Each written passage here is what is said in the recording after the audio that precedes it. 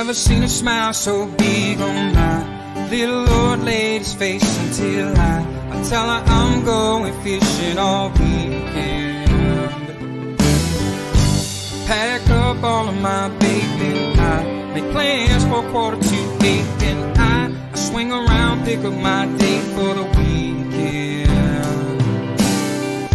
Some reason she seems to please when I'm leaving. There's something I'm missing when I'm gone fishing. When I'm gone fishing. When I'm gone fishing.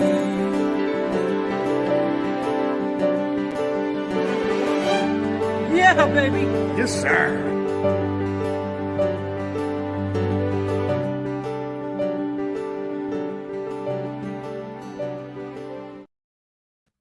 Oh, it's so awesome to see all you CFNers. It's really cool, man. It really, really, you know what?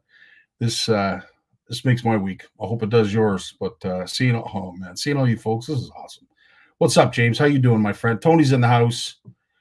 How many brown pops tonight? I don't know. It's up to you, Tone. None for me as of right now because I'm working. Brad Frost, as I mentioned, great post with the family, dude. That was absolutely awesome to see. Trisha's in the house. Good to see you. Jay Pierce is here as well. Sonia, that was a really interesting post, and we are going to be getting, obviously, on the topic of goby, an invasive species. So that's what you showed today with that python, that or constrictor. I'm not sure what it is. If they're the same, who knows? But needless to say, that was one big arse snake. And thankfully, as Dave Clark said, it's a good thing we got some winners. I don't know if this is a cold enough winter for those, but to see them at Arundel Park, that is troubling. Adrian, always a pleasure to see you. Bob, isn't it? Yeah, baby. Jeremy's in the house. Terry's in the house. Well, listen, we've got lots to get to. Bill Andrews here. Awesome to see you, my friend. Lloyd Braun, all you guys and all your posting. Like, all your sharing, I can't thank you lads enough. And lasses, all of you who do some great things for this community, we truly appreciate. And of course, we're hoping that we can give back in a huge way, not only to the community, but of course the vendors that support us.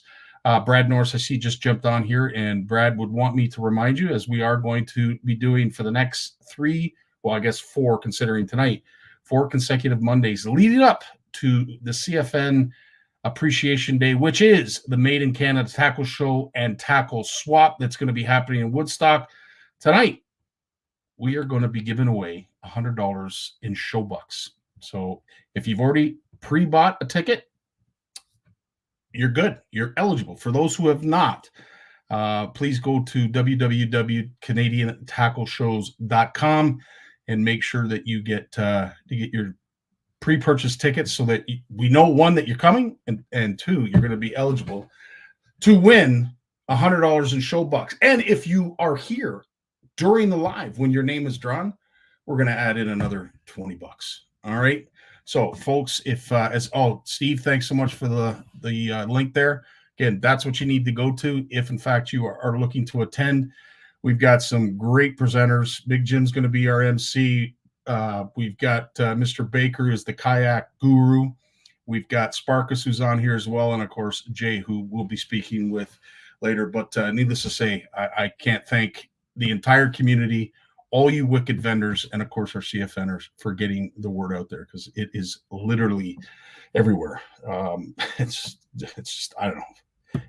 Makes me speechless, man. I'm telling you, you guys are friggin' awesome. Absolutely awesome. Well, I have to start tonight with a little bit of a public service announcement. If you haven't watched the news, if you're not aware that the groundhog saw its shadow, if you haven't been out on the ice, if you haven't been outdoors, or you haven't been listening to CFN Live and our good buddy Big Jim, who reinforces this issue over and over again, Don Lewicki was on today, I saw on CTV News, talking about the state of the ice out on Lake Simcoe. And if this is the last thing you hear before you maybe have a trip planned, and I'm not certainly trying to steer business away from all of you wicked vendors, please keep this in mind, the thickness of ice. when they're going to the media to express concern because they've had so many vehicles fall through, including people and merchandise and valuables and what have you. They're tired, and they also don't want to see someone not make it back. So it's at that point. I know if you're out there a lot, you already know where the safe places are. So that'll be, your story to tell. It's certainly not going to be ours. We would never say that there's safe ice. But if there's ice that's passable and you know about it, I would suggest at this point you might want to keep it to yourself unless you're trying to save a life. Because I'm going to tell you, the weather outside doesn't look great, whether you're here in Ontario or you're out west. The days of the hard water season seem to be coming to an end, but we will have to wait and see. But as I said, very important that we pay heed to what's going on from all of our first responders, because let's face it, at the end of the day, they're the ones that are supposed to be keeping us out of trouble. And if they're telling us not to go on the ice, or at least on Lake Simcoe, let's listen to them. I want to live. Don't you? Absolutely. Okay, going through the list of stuff. Good buddy Sergio wanted me to mention this from Trolling Real Deep Sport Fishing. As it is right now, for anyone that's interested in pre-booking a trip for the upcoming season, they will honor last season's pricing until the end of this month. Unfortunately, like everything else, our operating costs are going up, especially fuel costs. All you need is a $100 deposit, and the rest is due on the lake of the day of. They will be participating in the Silver Salmon again, so let's try and take home a king for the leaderboard. And if you have any questions, reach out to Sergio, myself, or anybody else at Real Deep Trolling sportfishing.com. But yes, Sergio, thanks so much for sharing that. Of course, we have the show season, which is upcoming. And Steve, if you're probably in the background sharing links. If you are, I apologize for not getting them up. I got to follow this as I see it. So obviously the spring fishing and boat show is coming up very, very soon. As you can see, February 16th is the start. Family Day weekend. OFC Nation is going to be there along with a whole host of others. We'd love to see you there. There's lots to do for the kids, lots to do for you anglers. And of course, Mom, there's a food court and a few other things that hopefully will pass some of the time while your boys are in oohing and on and all stuff that either they can or can't afford. But needless to say, spring fishing and boat show, looking forward to that and seeing all of you folks there. Right after that, we're going to be down with this group, of course, at the Ottawa show. And what a great weekend this was. It starts on the 22nd, goes to the 25th. So as you can see, it's basically the following week. Our buddy Steve, myself, Big Jim's going to have his casting pond for the kids. Steve and I are going to be helping out. We are going to have a booth, but we'd love to see as many CFNers show up to that as possible. And of course, this is the big one for us. This is the Made in Canada. Well, it started as a day of appreciation for CFN and all you CFNers, vendors, and everyone else who's had a hand in building our community and getting the message out there of what CFN is all about. March 3rd, it's a Sunday, 9 a.m. to 4 p.m. As it is right now, all the booths are gone. All the booths are sold out. Not only are they sold out, but we had to take on another section of the show, the facility, in order to house some of the swaps, because there's not many of those tables left either. There's only like 5 or 6, I think Brad was saying. But anyway, we are at the last little bit. So needless to say, if you are interested in going, please sign up, give us a call, and let us know. Also, we are going to be at the Toronto Sportsman Show, March 14th to the 17th. We'll be there with the Next Gen events and the Friends Outreach. So we're looking forward to seeing everybody at the Toronto Sportsman Show. And of course, last but not least, CanCast, April 7th. Hoping to see all of you there. Some great prizes, some great seminars, and a whole bunch of other things that are going on. Now, last but not least, before we get to our very valued speakers and the wonderful panel that we're greeted with each Monday, of course, the CFN retreat up at Horwood Lake Lodge. I'm happy to say, talking to Warren, but I think it was 2 weeks ago, but also Richard has reminded me a bunch of times, Richard Dunlop, There is only one cabin available, one cabin that sleeps 4, one cabin available. So please reach out to Warren and Doris and make sure that cabin is yours to book. And if you need a little bit of a teaser, here's 30 seconds of it.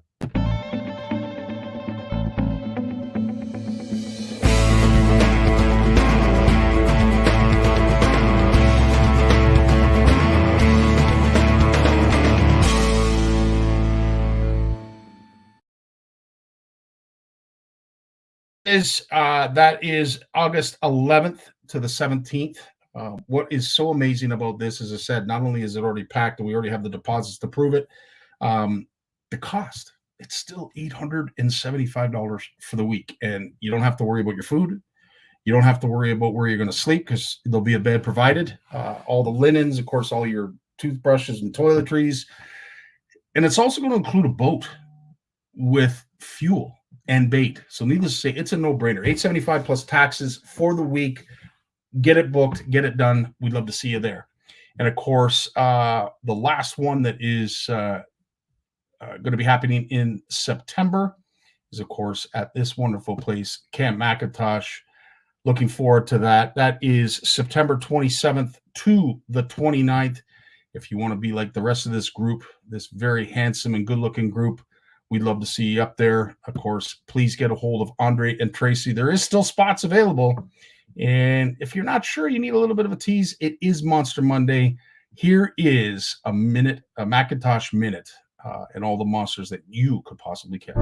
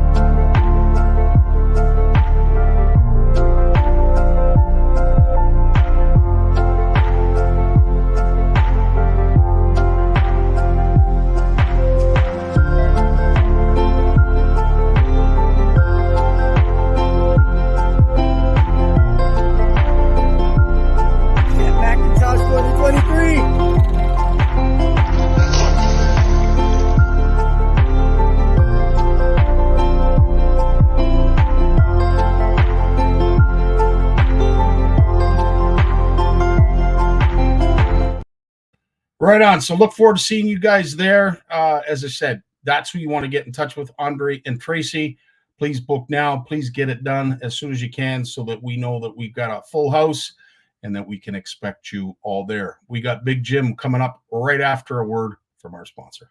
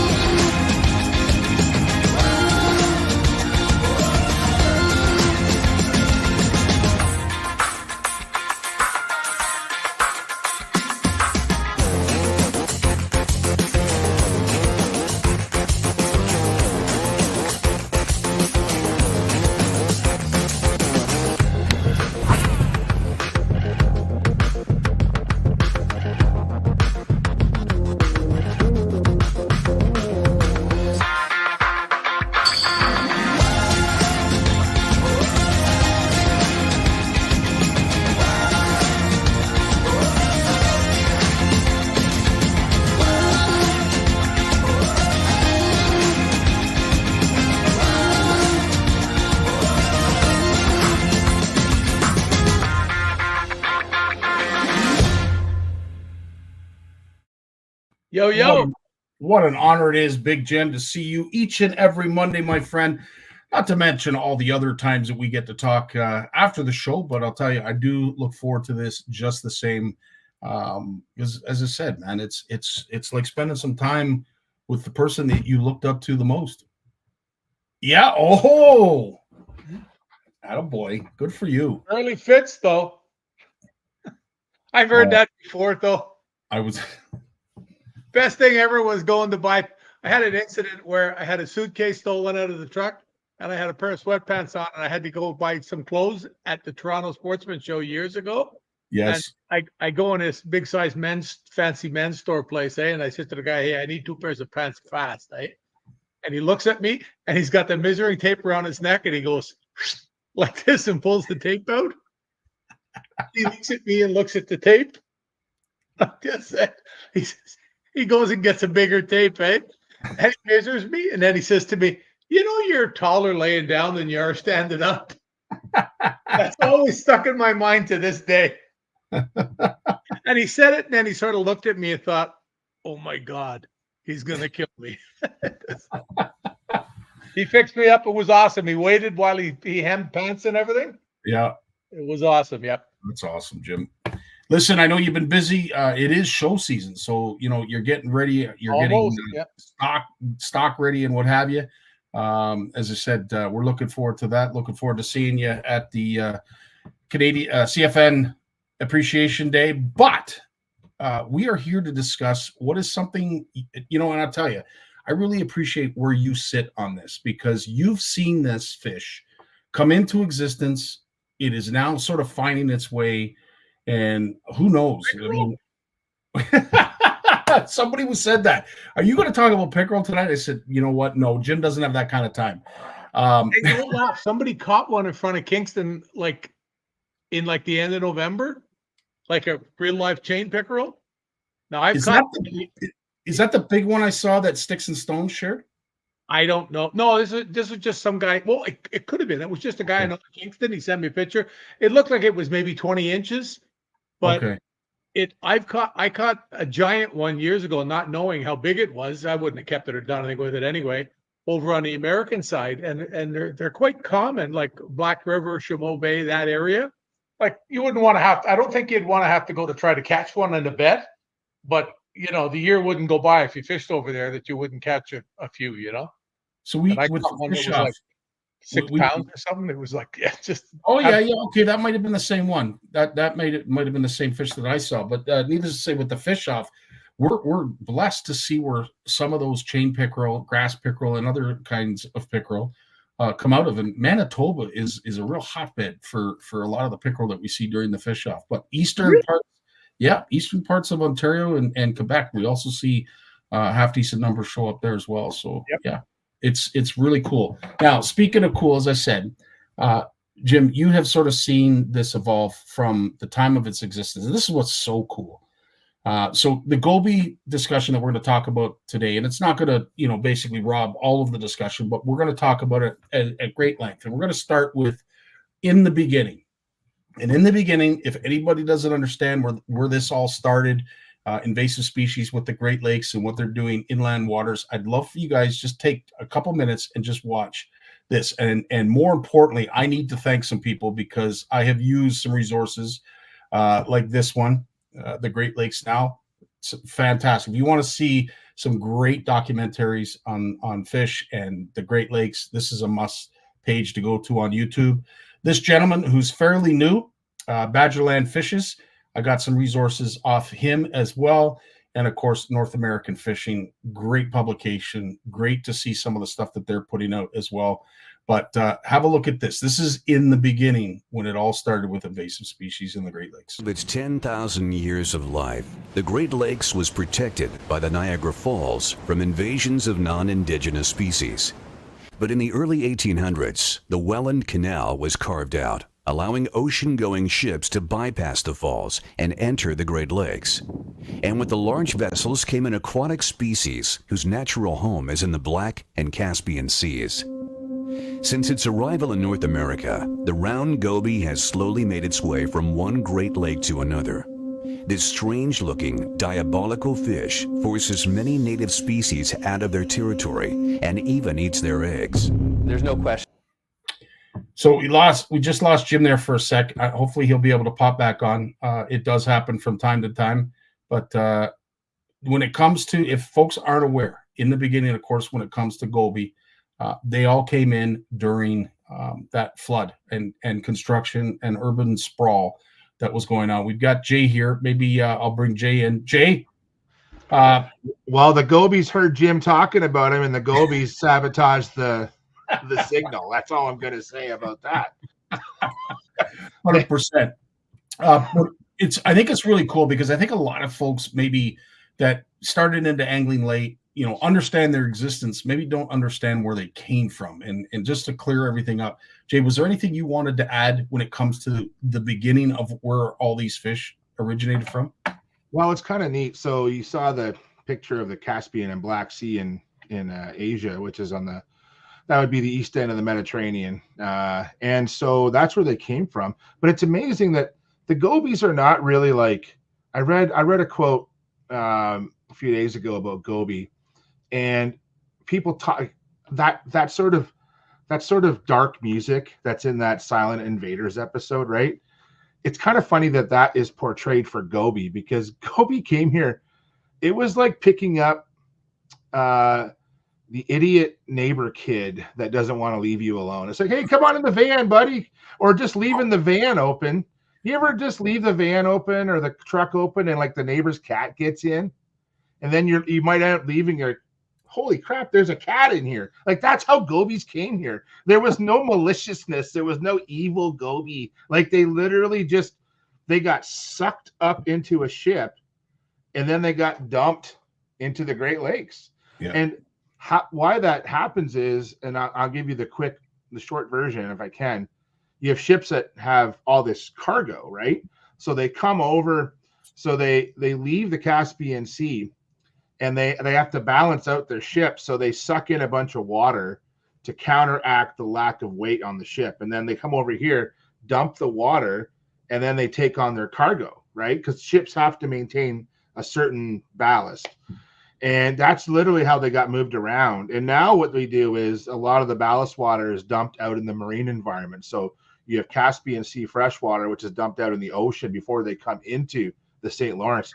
There's actually been decades of research on this now because of zebra mussels, because of the round Gobi. Gobi were first dropped off somewhere in the upper Detroit River. That's what we think. So the bottom part of Lake St. Clair, upper Detroit River, probably around 1993, I think, in the early 90s.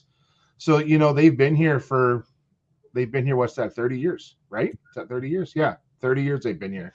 So, and but they haven't spread on their own. They were within every Great Lake within, I think, a few years of that first record. And I always think about it as Pesh Island, I guess. And I know Sparkus, you'll, and other folks who fish Lake St. Clair, you know where that is. I don't know for sure, but that's where the first observations of them were. And then they spread, but they spread by ships. So those same ships with the ballast water, you have these international cargo ships that come back and forth from overseas. But there's a whole fleet of cargo ships in the Great Lakes that travel around too, and they follow the same process. And so Gobi spread, and basically most places where they were observed were close by to shipping wharfs where ships docked and exchanged cargo. So Jay, you did a fantastic job. As I said, you pinched hit in such an apropos way. You were right on par. So thanks. I got Big Jim back here. So we'll see you shortly, my friend. Oh, he was just here. Oh, poor Jim. Oh, Jim. I know he had to get going, and I know he had a lot on his plate. Oh, wait a minute. There he is. There we go. Big Jim's in the house. Like 4 or 5 times I've gone away. Yeah. I don't know if you're having, and you're frozen right now, so I don't know if you're having bad internet tonight, Jim, but I don't know. Yeah. It shows it's there. I disconnecting, coming back. No, you're doing the right thing. So basically, Jay was very nice of him to jump in when he did. Gave us a little synopsis on how they spread, how we got them here. Jim, I'd love to know, in the beginning when you were fishing and these things were starting to overpopulate under the boat. They were starting to become an issue. When was the first time that you can recall either catching one or taking notice of one and saying, holy crap, what's that? It was probably like, I couldn't give you the years. It's probably 20 years ago. Yep. Jay would know for sure when I saw them, but when I first saw them was in the St. Lawrence River.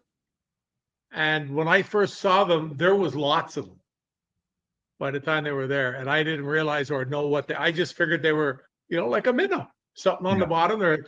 You just happen to, come across a bunch of them, it's, I've seen some pretty wondrous things in my life on the water. And I just looked down and figured it was just another thing, it was probably the same week that I saw a school of channel cats in the St. Lawrence River that was probably the size of my house. Oh, wow. Like, there was like tens of thousands of them. And they were anywhere from like 5 to 15 pounds, maybe.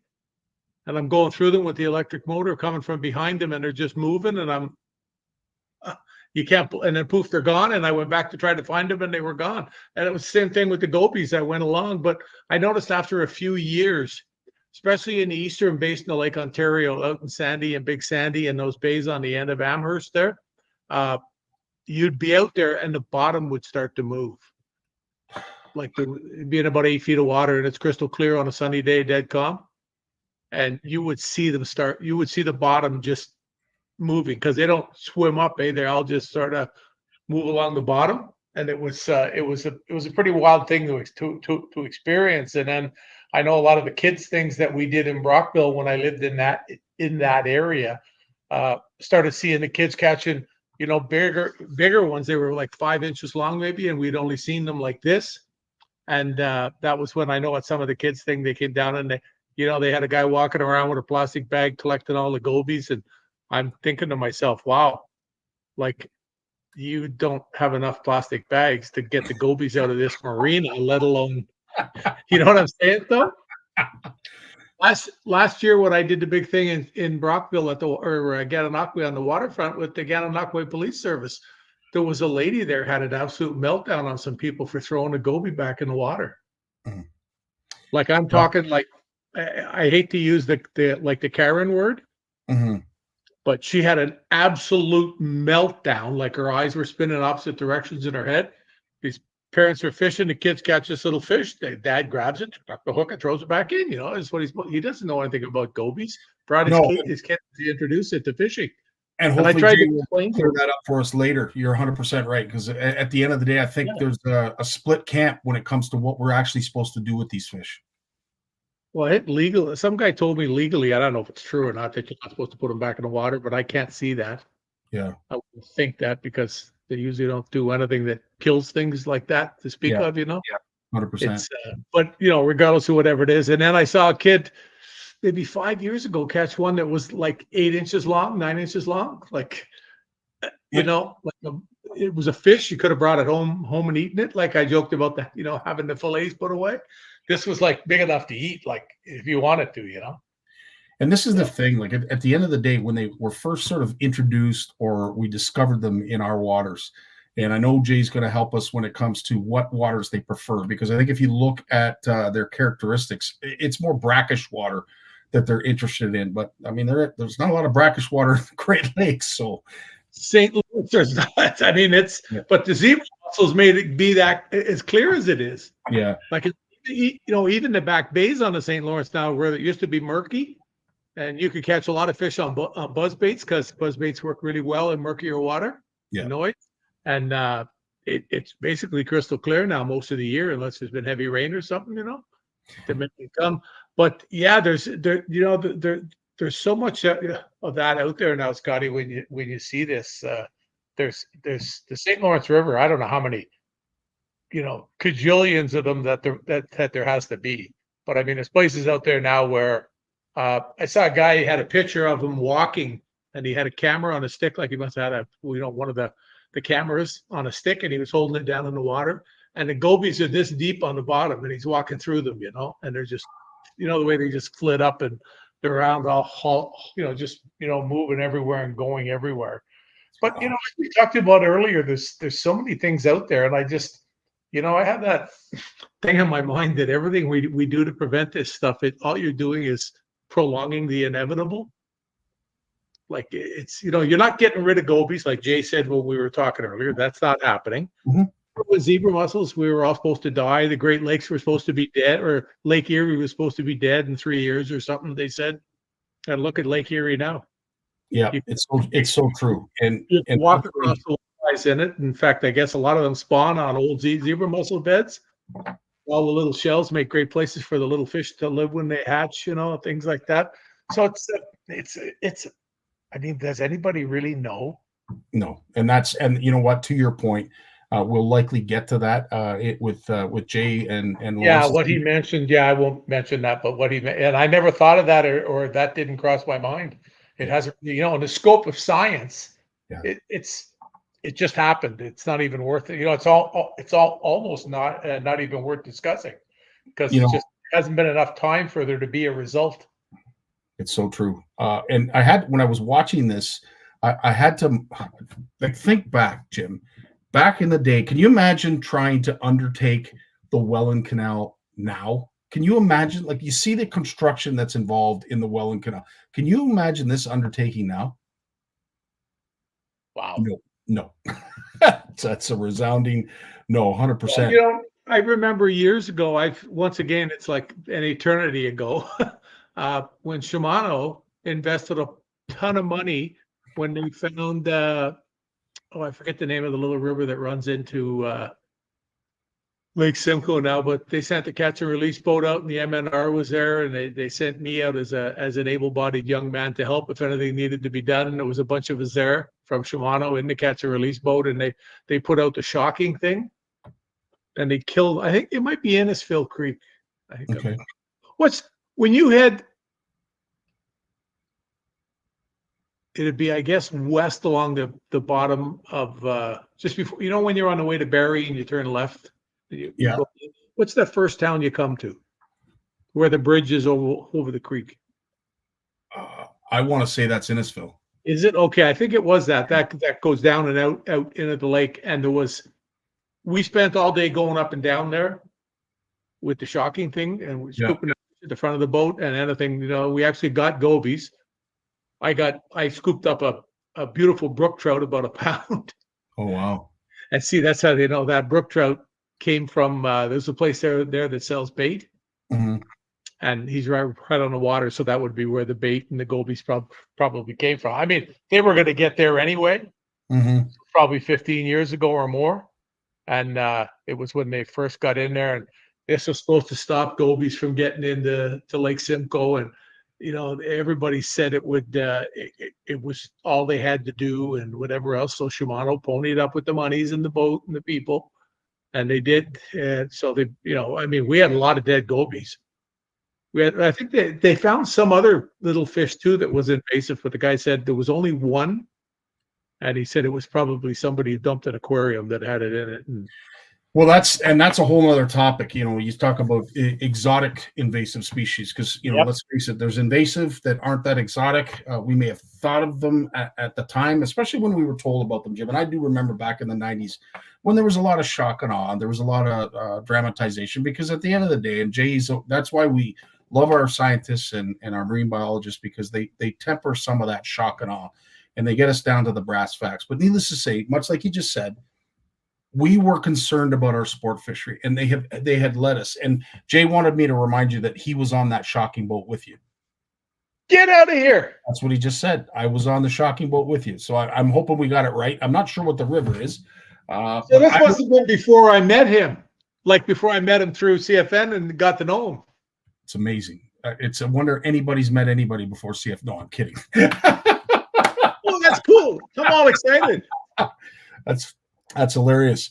But needless to say, I'd love to know, because you now see grumpy baits, impact baits, set the hook. Like, there's a whole bunch of plastics, True North fish, everybody, True North baits. You have so many that are replicating the goby plastic.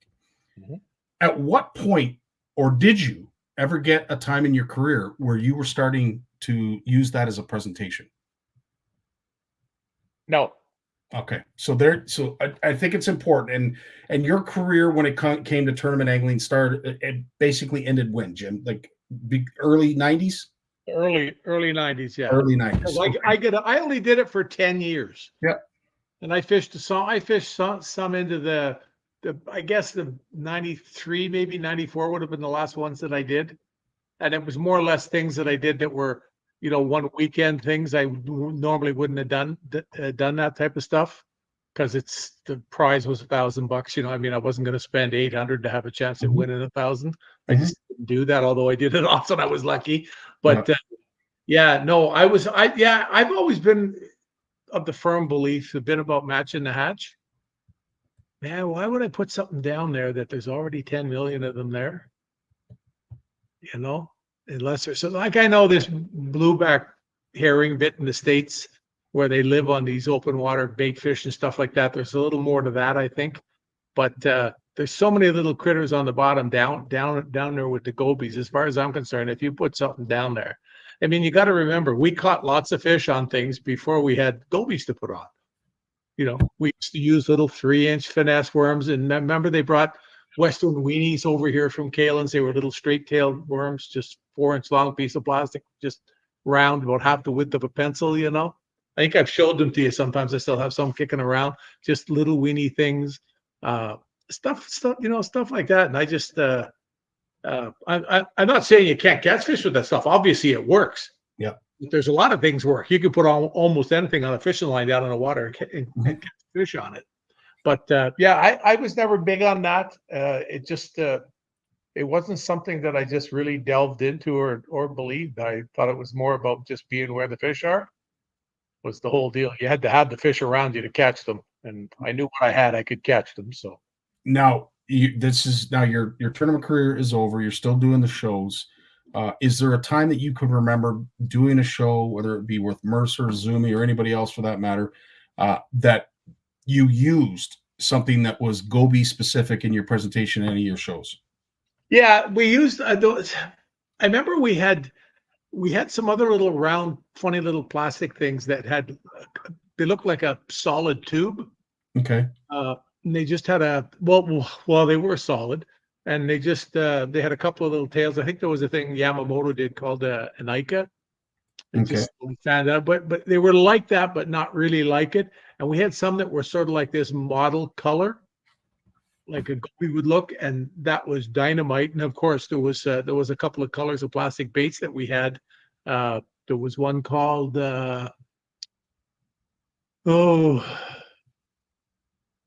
RJ Gold.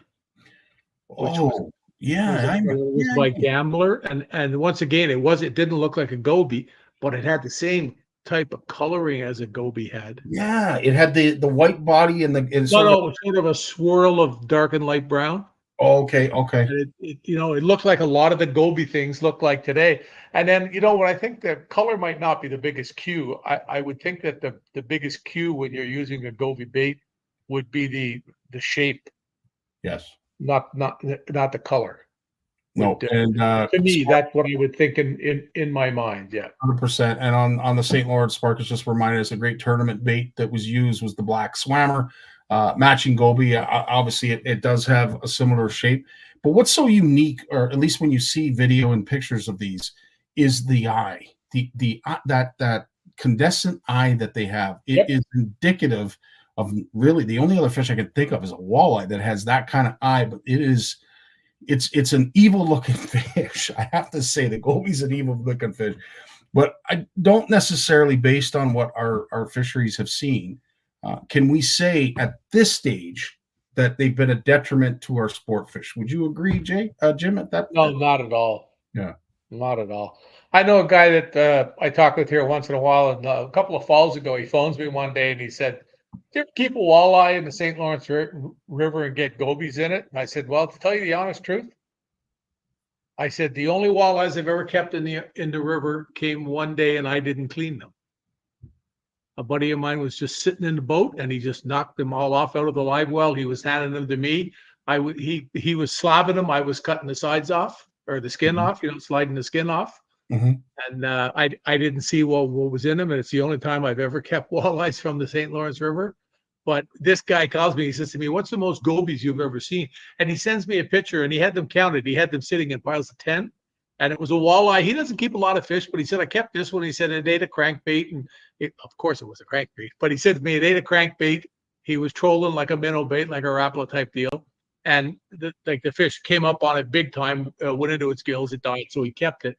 And he had 57 gobies sitting in piles. He had 10, 10, 10, 10, 10, and then 7 in a row laying 1, 2, 3, 4, 5, 6, 7. And he said to me, 57 of them in that fish. Unreal. Well, I mean, they're an easy source of food. It's true. Lynn Pierce is sharing a similar story. Just out of curiosity, cut open a bird a few years ago, and then I cut out a simple. I will never forget the stench, and I can only imagine the stench of a half dozen rotten goby that came out of the stomach. But I'd have to say, I think about that when you catch those smallies in the Niagara River or in Lake Erie, and they're packed like I am after Thanksgiving. I'm thinking you split that stomach open, the reek must be unbearable. I can't imagine. I guess that's why I know one time I was at a deer camp with the guys. I just dropped in. Actually, I came to deliver some beer. He ran out of beer. They'd been there for like 36 hours and they ran out of beer. But they had actually shot a deer and they were cleaning it. And I don't know what they did, but they cut something open that they shouldn't have when they were doing it. Yeah. And as we've discussed before, I'm not that good with smells the odd time. Yes. Like, I'm not bad. I mean, not like Lee. You just have to come up to Lee and go, and he runs off gagging. But it's... Well, it's Steve, you asked a great question, and I know Jay is prepared to talk about that. But before we say goodbye to Jim, is there anything else that you wanted to let us know about, bring our attention to, or perhaps something that's upcoming this week that you're smiling about? You have a smirk on your face. I'm just, as I said, I don't know. Am I having a senior citizen moment live? No, I'm smiling because you're smiling, because I'm not sure where we're going to go with this. But I was thinking of something to say, and I love it. But I got the Shawano meeting this Saturday. No, oh, nice. Yeah. Oh, that's cool. Yeah, it's is it North American pro staff that you're going to be meeting? Canadian corporate pro staff. Canadian corporate, very cool. Yeah, they hold it at the OFAH Center in Peterborough there, just over from Shimano. Nice. The Cordelucci Center there in the amphitheater, which is a great spot to be. I don't know how many of us will be there, but I know they put in a fierce two hours, and it's usually sandwiches from this great Italian place that they had there. It was the food that they get for lunch is just crazy. And then put in another hour or so and trundle back home. That's awesome, Jim. I'm lucky. It said 2 hours and 16 minutes there. I just looked a few minutes ago out of curiosity to see if anything had changed since the last time I was there. Apparently not. No, you're good. You're safe. Hopefully the weather cooperates. I'll probably go back roads. It's the same amount of time, but I like going up those back roads rather than just going down the 401 and up to 115 or whatever.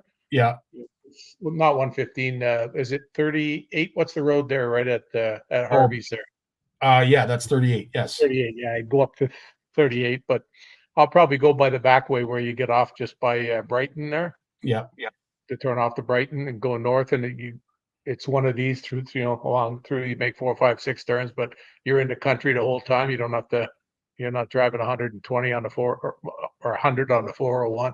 28. I stand corrected. I thought it was 28. Beautifully. Thank you, Mr. Shaw, sir. Absolutely. Hey, I've been training for round 2, eh? God help us all. I got that. The old left loosened up good. Right on, buddy. Well, you know what? You keep swinging that around. I'm going to beg for a right. But in the meantime, dude, stay classy. Love having you here. Look forward to this every Monday. And as I said, safe travels, my friend. Be good, everybody. Stay off the ice. Amen. Unless you know it's thick. Go to an outfitter or something if you want to go, because the outfitter, I'm assuming, ain't bringing you on the ice if it ain't safe. Amen. Yep. Well said. Right on, Jim. We got Lawrence coming up right after this word from our sponsor. Take care, buddy. When it comes to Canadian food, we've got your back with flavors like lemon pepper, beer batter, campfire barbecue, lemon pepper dill, garlic butter and chives, and crispy Cajun. We've got a mix for every meal. Whether you're serving East Coast shrimp, West Coast salmon, succulent walleye, chicken wings, or veggies, we've got you covered. Coat your food in outdoor flavors. Available online or at these fine retailers. Lawrence is in the house. How you doing, Lawrence? I'm doing well, buddy. How are you? Oh, living the dream, as they say, living the dream. Good. Love seeing you guys come on here. And, of course, we're going to get into the science side of things with our buddy Jay. But, with where you are located out your way, I'm going to say that you've probably seen a little bit more of the evolution of the goby sort of firsthand, just based on your location. And, of course, I would have to think they likely hit your area first. Now, I know I'm going off on a limb when I say that because I think the St. Clair River was when they were first sort of identified. But needless to say, there's lots to discuss here because this fish and the effects of this fish are forever evolving. But needless to say, it's a pleasure to have you here, Lawrence. If, in fact, you have not seen this podcast or any others, please go over to Bluefish Radio. Lawrence has an entire library of some very interesting supporters, very interesting contributors, presenters, and a whole whack of other folks that are part of our fishing community and even further and certainly dive into a whole host of topics. So, again, as it's always a pleasure to see you here, Lawrence. You have any opening remarks when it comes to goby that you'd like to share? 426 podcasts on the Bluefish Radio Show. If you go to bluefishradio.com, 426 podcasts, and there's a couple dozen there from you and me now, buddy, at least a couple dozen. So, yeah. And I appreciate that because, it's one thing to put one of these shows on, but it's another thing to do the editing and making sure that your sound is correct and all that. I don't want to say this is easy what I do, but I think it's a little bit less time consuming than what you have to do. I have the luxury of being able to edit up the foibles, you don't, you're live. But you know what? I don't want to be heavy-handed with the editing. I don't want to lose the realness of it, right? It's got to be real. It's conversation. It's not TV. It's not, entertainment, right? It's meant to be, you're fly on the wall, participating 100%. Almost with the comments. But yeah, gobies, I'm up on the Ottawa River, the Ottawa, the Rideau, the Gatineau, they all come together right near where I live. And there's no gobies around here, right? We have dams and locks on the Rideau Canal system. And so, they just don't swim. Gobies don't swim. They hop all around on the bottom. They don't get around very fast or far. And they have preferred habitat. They don't like to leave that sort of habitat, like 10 to 20 feet rocky bottom. That's their magic zone, right? That's where they love to hang out.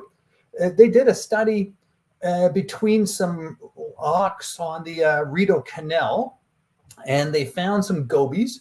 So they spent a summer measuring above the canal and above the lock, and then down below another lock. So they knew there was gobies in between those two locks. And over the course of the summer, they never detected any gobies had made it through the lock system. They just aren't capable of dealing with that kind of current of the water flushing in and out of those locks. So they figured the only way those gobies got into that part of the Rideau Canal was through a bait bucket, right? It's doubtful some pleasure boat dumped gobies out of their bilge. It's not that kind of, these boats don't have those kind of bilges, but for sure it was someone with a bait bucket dropped them in there, was fishing with them, let them go at the end of the fishing trip or whatever. And they've been populating ever since, but they haven't moved out of there. But, I did witness them, the way they changed the fish and the fishing on the St. Lawrence River was profound. And the way the gobies interacted with the St. Lawrence River over the last 15 years was profound as well. It hasn't been the same, right? I mean, when they were at their peak, they'd say there was maybe about 100 gobies in a 1 square meter of the bottom of the river. And you could find that 30 feet down, 50 feet down in the sandy flats between the weeds. There was gobies everywhere, and there was smallmouth bass everywhere. And the smallmouth bass were feeding on them in the sandy flats. The smallmouth bass were feeding with them 30, 40 feet down, and the smallmouth bass were feeding with them, on them in the more shallow areas now. That's not so much the case anymore. You don't get the gobies in those sandy flats anymore. You don't get the gobies down in the open part of the St. Lawrence Channel so much anymore. Where they are now is they seem to have settled into that rocky zone, like I said, the 10 to 20 foot deep areas where the rocks are, and the smallmouth bass will come and get them. The walleye will come and get them, and that's their favorite habitat. And I guess they feel the most secure there, and or they just all the other ones have just been gobbled up, so they don't spread out anymore, right? That's well, it's a great topic, great segue, by the way, and you went into great detail. What I'm going to do now to further what you're saying is show the reach. Let's find out, because we say the Great Lakes. Jay just put up that they were found in the Rideau River at Smith Falls in 2000. That's the lock there. Yeah. So they have migrated to a certain extent, but this is information that was shared, I believe, 3 years ago. I might be wrong, but this is how far since the early 90s, late 80s that they were first discovered. This is how far they've gotten, and it's pretty impressive. Goby was first discovered in the United States in 1990 in the St. Clair River, which connects Lake Huron to Lake St. Clair. It was presumably brought over in ballast water from ships that were previously either in the Black or Caspian Sea. Since its original discovery in 1990, the round goby population has spread rapidly in the Great Lakes and some of its tributaries. In certain areas, goby densities on the lake bottom have reached over 20 per square meter, about the equivalent of over 20 fish in the space of a bathtub. That's outstanding. So 20 of them, and you're suggesting that perhaps I heard 100 like 15 years ago. They were talking about 100. So I don't know when that film was done. Like every invasive, right? When they first take hold, the population explodes because nothing knows what they are, and so nothing's predating on them. They just think, "Oh, what is that?" Like all the native fish species, they have no idea what that is bouncing around down there. They have no idea that it could be potential food. I think the smallmouth bass were the first ones to figure that out, right? They were the ones that realized these things were nutritious popsicles and just started gobbling them up. I think the walleye came to the buffet table years later, and but I don't think you can explain the boom of walleye population in the St. Lawrence River strictly because of the goby. For sure, they had something to do with it, but they also say, there's less nutrients in the river because we're getting better at monitoring sewage releases. So there's less fertilizer going into the river. So there's less weed beds. With less weed beds, there's less perch, and with less perch, there's more of the food chain to go to the walleyes because the perch aren't gobbling it all up. So the walleye have more of a food base to predate from. So whether it's 100%, they are eating gobies though. We know that now. Like the walleyes definitely started eating gobies. I think maybe 5 years ago you started hearing about that. But before that, you'd never catch a walleye on a goby bait. But and that was interesting. Matching the hatch was crucial, right? To win a tournament on the St. Lawrence River, you really had to match the hatch, and a lot of soft bait manufacturers really dialed that in. And then they dial it in right across the Great Lakes. Like the baits that work in the St. Lawrence aren't going to be the same baits that work in Lake Erie. Right. No, it's very true. And to your point, of course, I think that was the thing that has really interested me throughout the years, and I'm sure folks that are in the comments and watching would agree that we've seen one species after another fall victim to using goby as prey. I think initially, I'm not sure if they were the first, but smallmouth were almost immediately witnessed feeding off of goby. I don't know who was next, but we know walleye have. We're now aware that lake trout do. There's various other char species that also feed off them. What I was stunned to hear, which I still can't believe that they do, are salmon.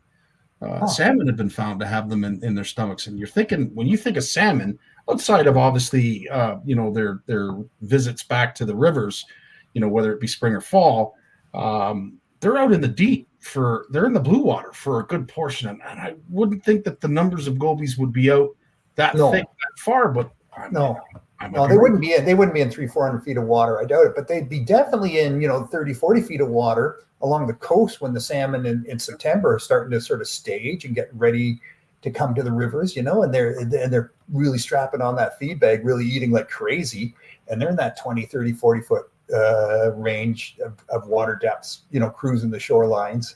So yeah, that could be it. It would be interesting. I'll probably have Jay answer the question.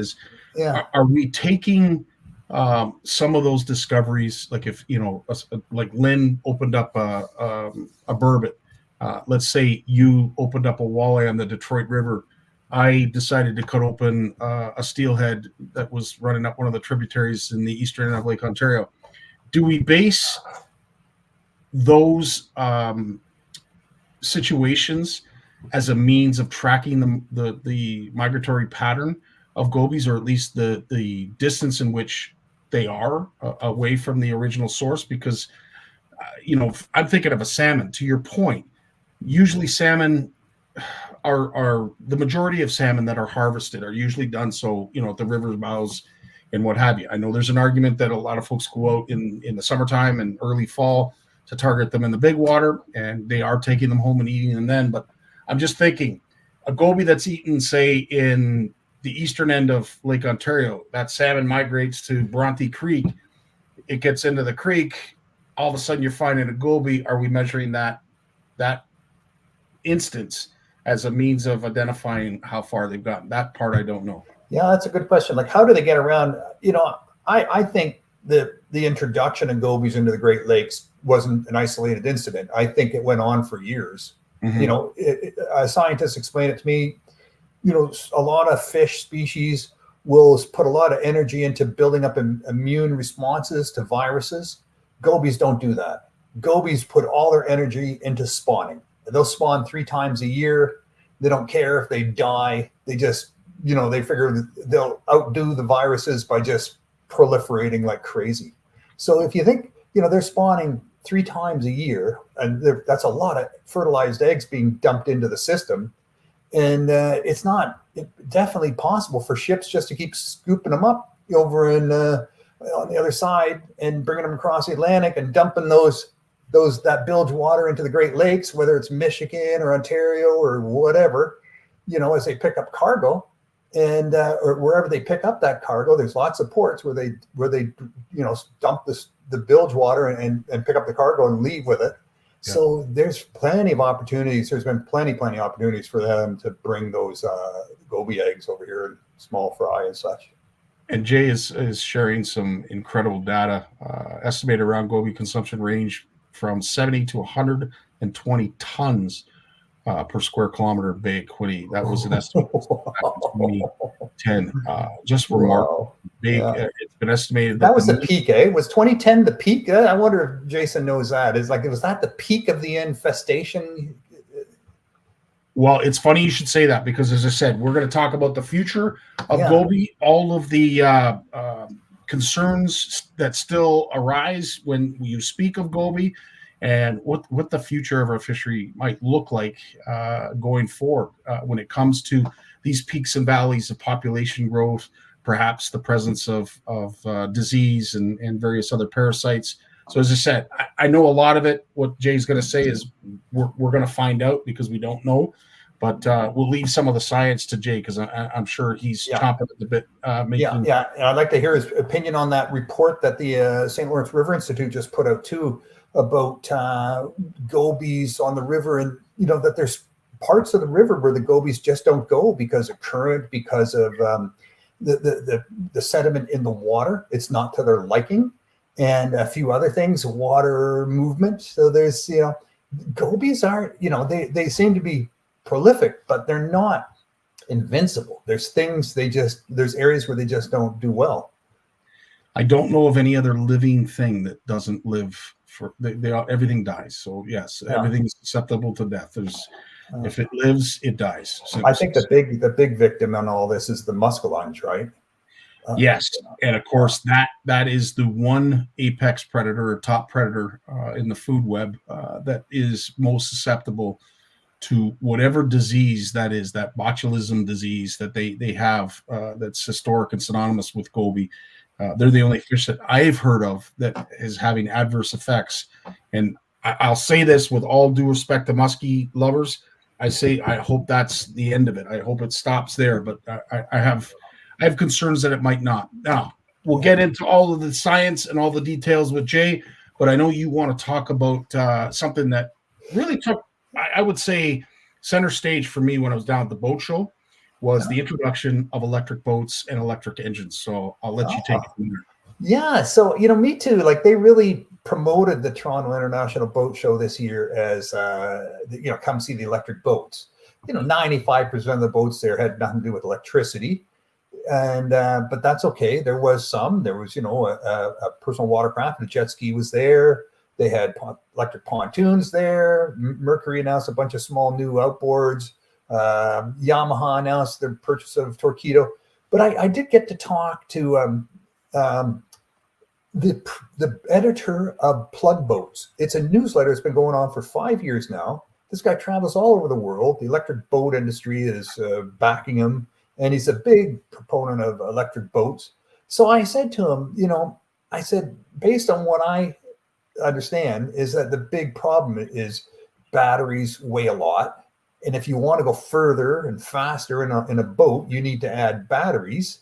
And if you keep adding batteries, you have to keep making the boat bigger so it doesn't sink from all the heavy batteries, right? Like if you look at that Ford 150 Lightning, and you get that truck, that electric truck, that EV, it's got 2,500 pounds worth of batteries in it, right? And that's if you think about how much your gross vehicle weight restriction is on a boat, to get a boat that can hold 2,500 pounds, that's a big boat.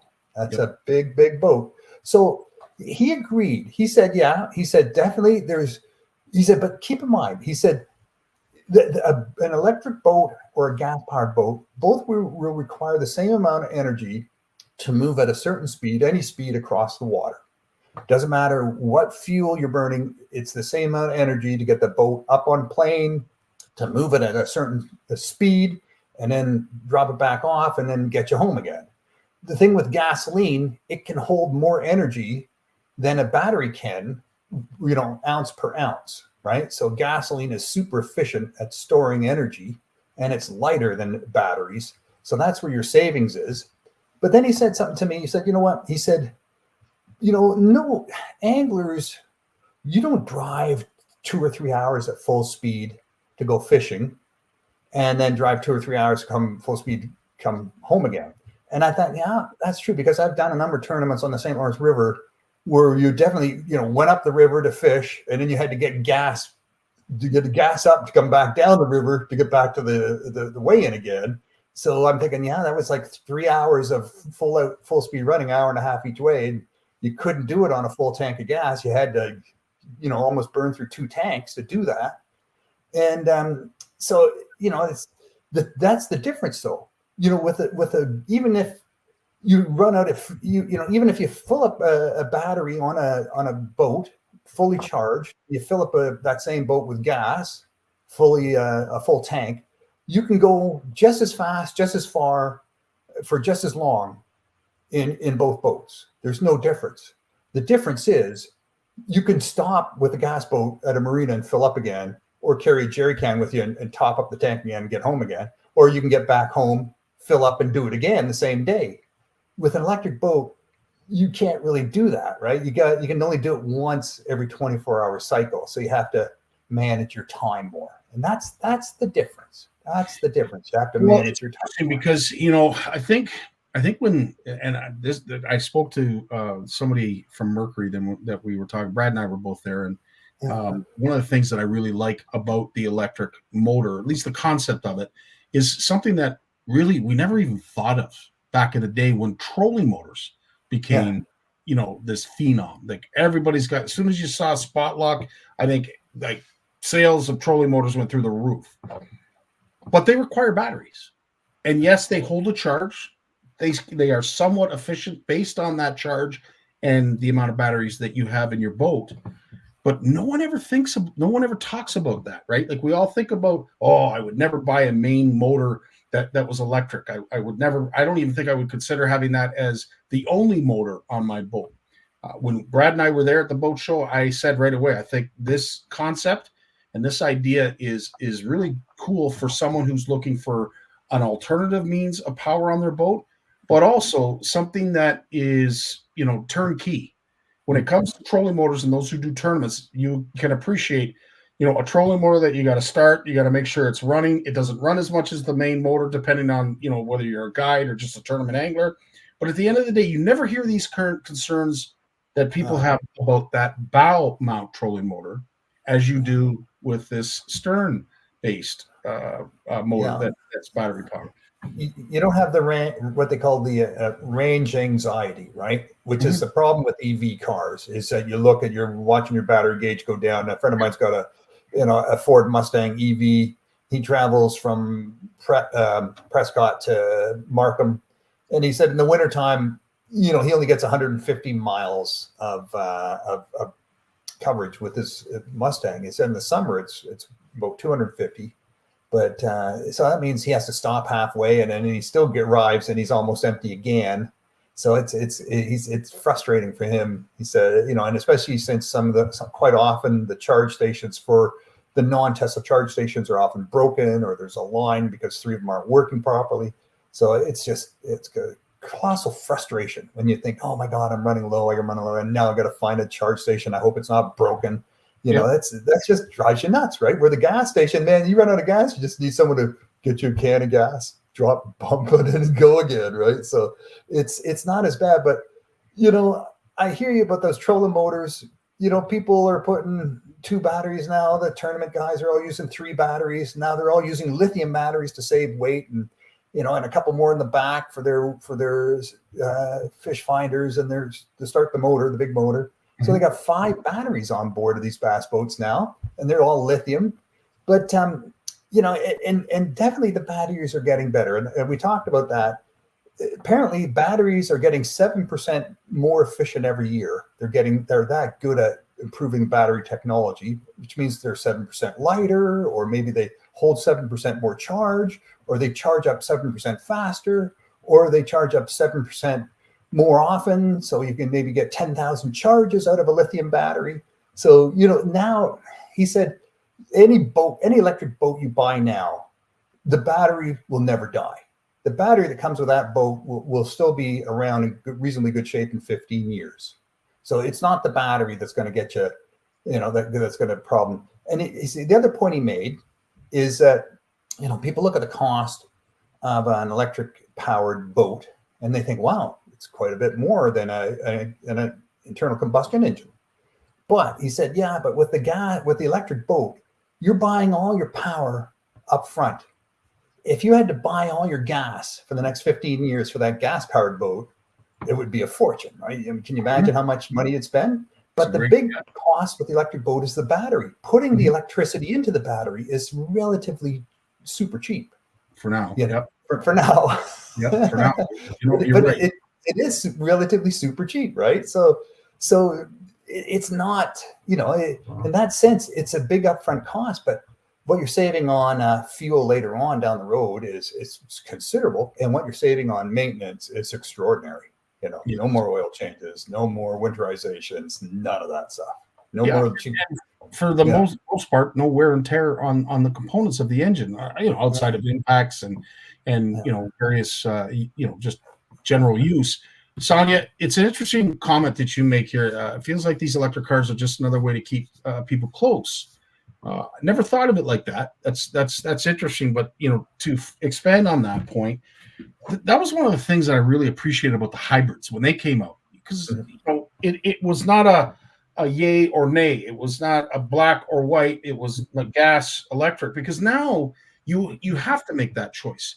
The hybrids have disappeared, and to me, they were on the right track with the hybrids because you had options, and to those options, having those options sometimes would elongate your distance that you could travel.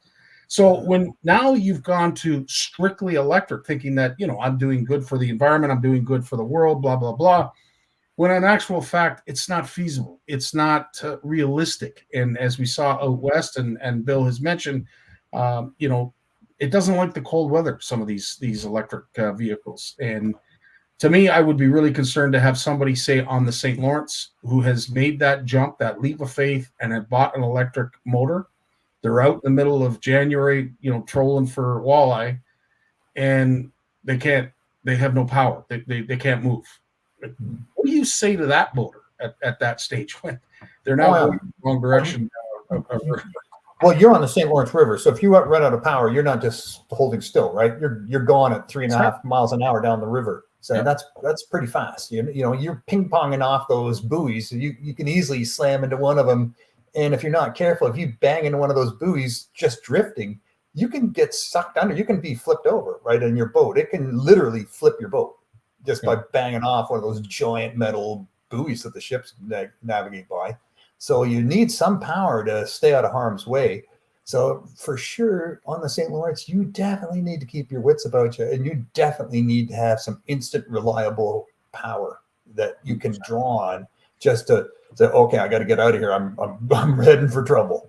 Yeah. So I'll say this, you know, it's a great first step, especially for those niche markets like those who have non-motorized lakes, ponds, or various other water bodies that they don't allow gas-powered engines to go on. Perhaps maybe they don't allow a certain horsepower. Maybe folks just want wind-driven boats. I mean, there's a whole lot of things here that an electric motor could be feasible when it comes to the use. But I think much like the car, I don't know. I don't know if we're just not there yet. But they are making motors now, Mercury especially, that we saw, that you're able to interchange the batteries, or you get a large bank of battery that becomes part of the boat. I still like the mobility of those smaller engines, and the fact that you can put them in a bag, throw them over your shoulder, and carry them to wherever you got to go. Again, this is all feasible. And to your point, perhaps maybe the batteries do last long enough to get your value out of it. But as it is right now, it's unproven in terms of its all-around feasibility to the boater, but I certainly think it has. There's a niche there. There's definitely a niche there. And it's a lifestyle choice right now. These EV vehicles, people buy them so they can say, "Hey, look at me. I'm friendly to the planet." But even like people buying those cyber trucks now that you can buy $150,000, I think, for a foundation truck that they're pretty expensive, but it's not the 500 miles you were promised. It's 250 or 300 miles of range. It's not 14,000 pounds of towing capacity. It's 1,000 pounds or 10,000 pounds of towing. It's not 3,500 pounds of payload. It's 2,500 pounds of payload. So even Elon Musk, even though he waited and waited and waited, he delayed the release of that truck by 3 years, it's still the technology never caught up to his claims that where he wanted that truck to be. The technology never came up. So he just, at some point, he had to bite the bullet and release the truck, because everyone else's trucks were coming out. All the electric trucks, Chevy, Ford, Chrysler's got one out in the next couple months. Ram, I mean. So he had to get it out there at some point. And but people who buy it, it's a lifestyle thing. It's a look at me thing. It's not a tool. Those trucks are not tools. None of those electric trucks are tools. No, I agree. And Richard brings up a great point, because you think about McIntosh, who has a generator. You think about Horwood, who does have power, but as I said, it's either solar powered or generator. And what they would have to do to upgrade their infrastructure in order to charge all of those electric boats. At the end of the day, I can't imagine the cost, and I don't imagine that it would be safe of fire. You're charging them at night, so there's no solar, and then you got to run the generator all night, and no one's sleeping because you got that diesel generator going, right? And that's just no, it's not good. You need 2 engines, you need 2 batteries, a whole set of batteries you can leave there during the day under the solar panels to charge, or with the generator, and then you flip them out. So you almost need double the infrastructure if you're going to do that. 100%. Yeah. It would be. Yes, Jay, to your point, it would be crazy. We have time. Do you have any news items that you wanted to share with us? I didn't get anything ready. I'm right in the middle of grant writing season, my friend. It's grant deadlines are piling down on top of me, and you want to put your best foot forward on these things. And so wish me luck on that. We're hoping to get some good dollars and keep the programs going and expand on some programs. And we got some great ideas. I think we got some great partners that are supporting us. So we'll figure. I don't want to say too much. I don't want to jinx myself, right? It's like saying, "Hey, I think I've got a job," and then it doesn't pan out.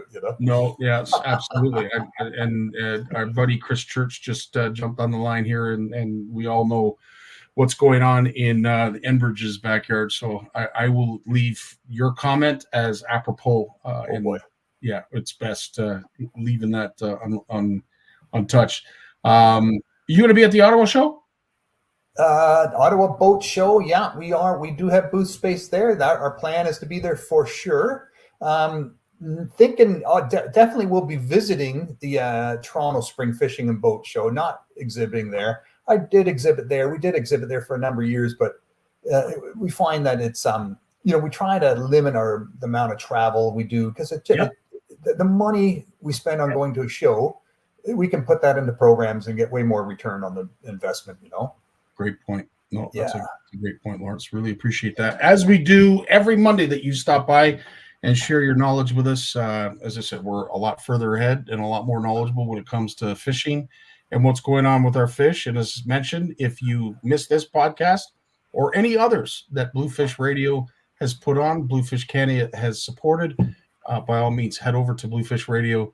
Or you said you can go on bluefishradio.com or any of those podcast providers. And if you say, hey, Doodle or Amazon or whatever, Alexa, Alexa, yeah, yes. The A word. So it just say the Bluefish Radio Show. And if you do that right now, the one that'll pop up right now is Jeff Butler and his plug boats interview. The guy's just a wealth of information. The things he's doing, the things he's witnessed around electric boats, we don't know 1/10 of it, my friend. There is so much going on, and I don't know why we aren't hearing more about it, but there's so much going on, and he's got some big plans for Toronto Harbor for 2025.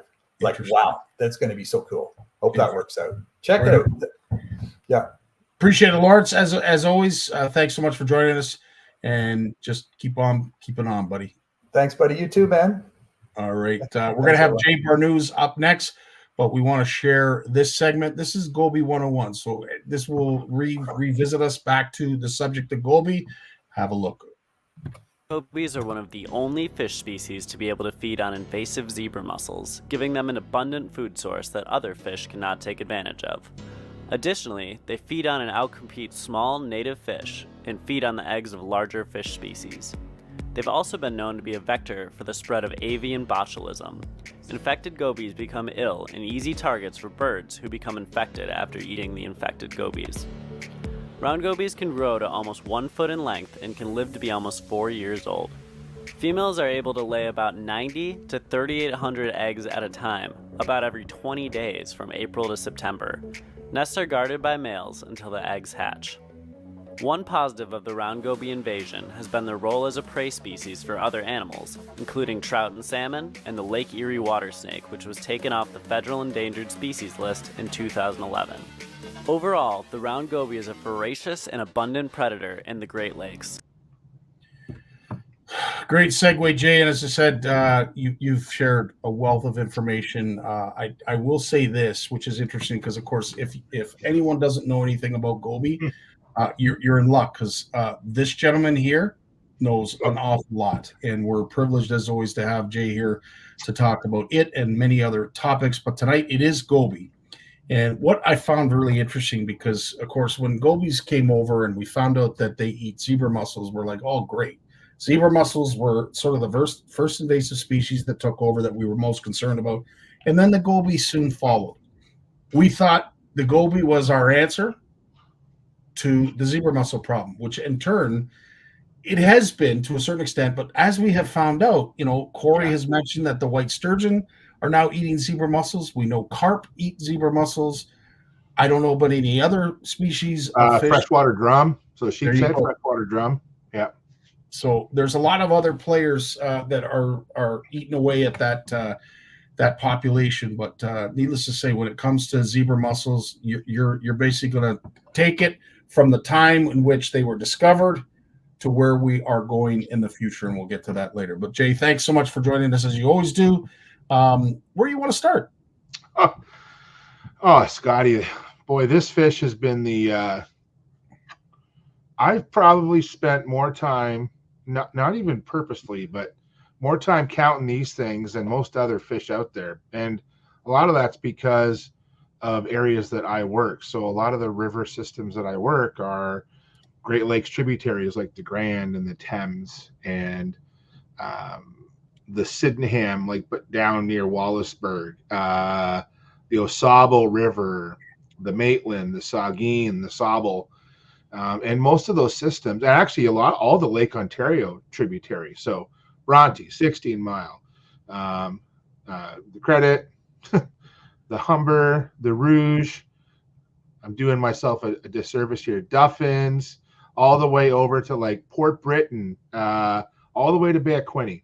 And Bay of Quinte, some of the best goby work research that's been done in the Great Lakes has been on the Bay of Quinte because we have so many gobies. Like that's the issue. Now, Scotty, like there's been some real positives with round goby. Let's talk about some of those. Like there's some interesting facts with round goby that I'm going to try and relay here that and some of these facts they could be mixed.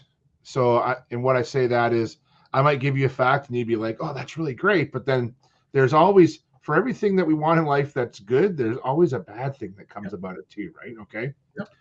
So let's look at round goby in terms of benefits. Well, in the past, so since I want to say there was some publications done 10 years ago looking at bioenergetics in Lake Erie and Lake Ontario. So basically that's looking at the biological energy in the ecosystem, in the food web, okay?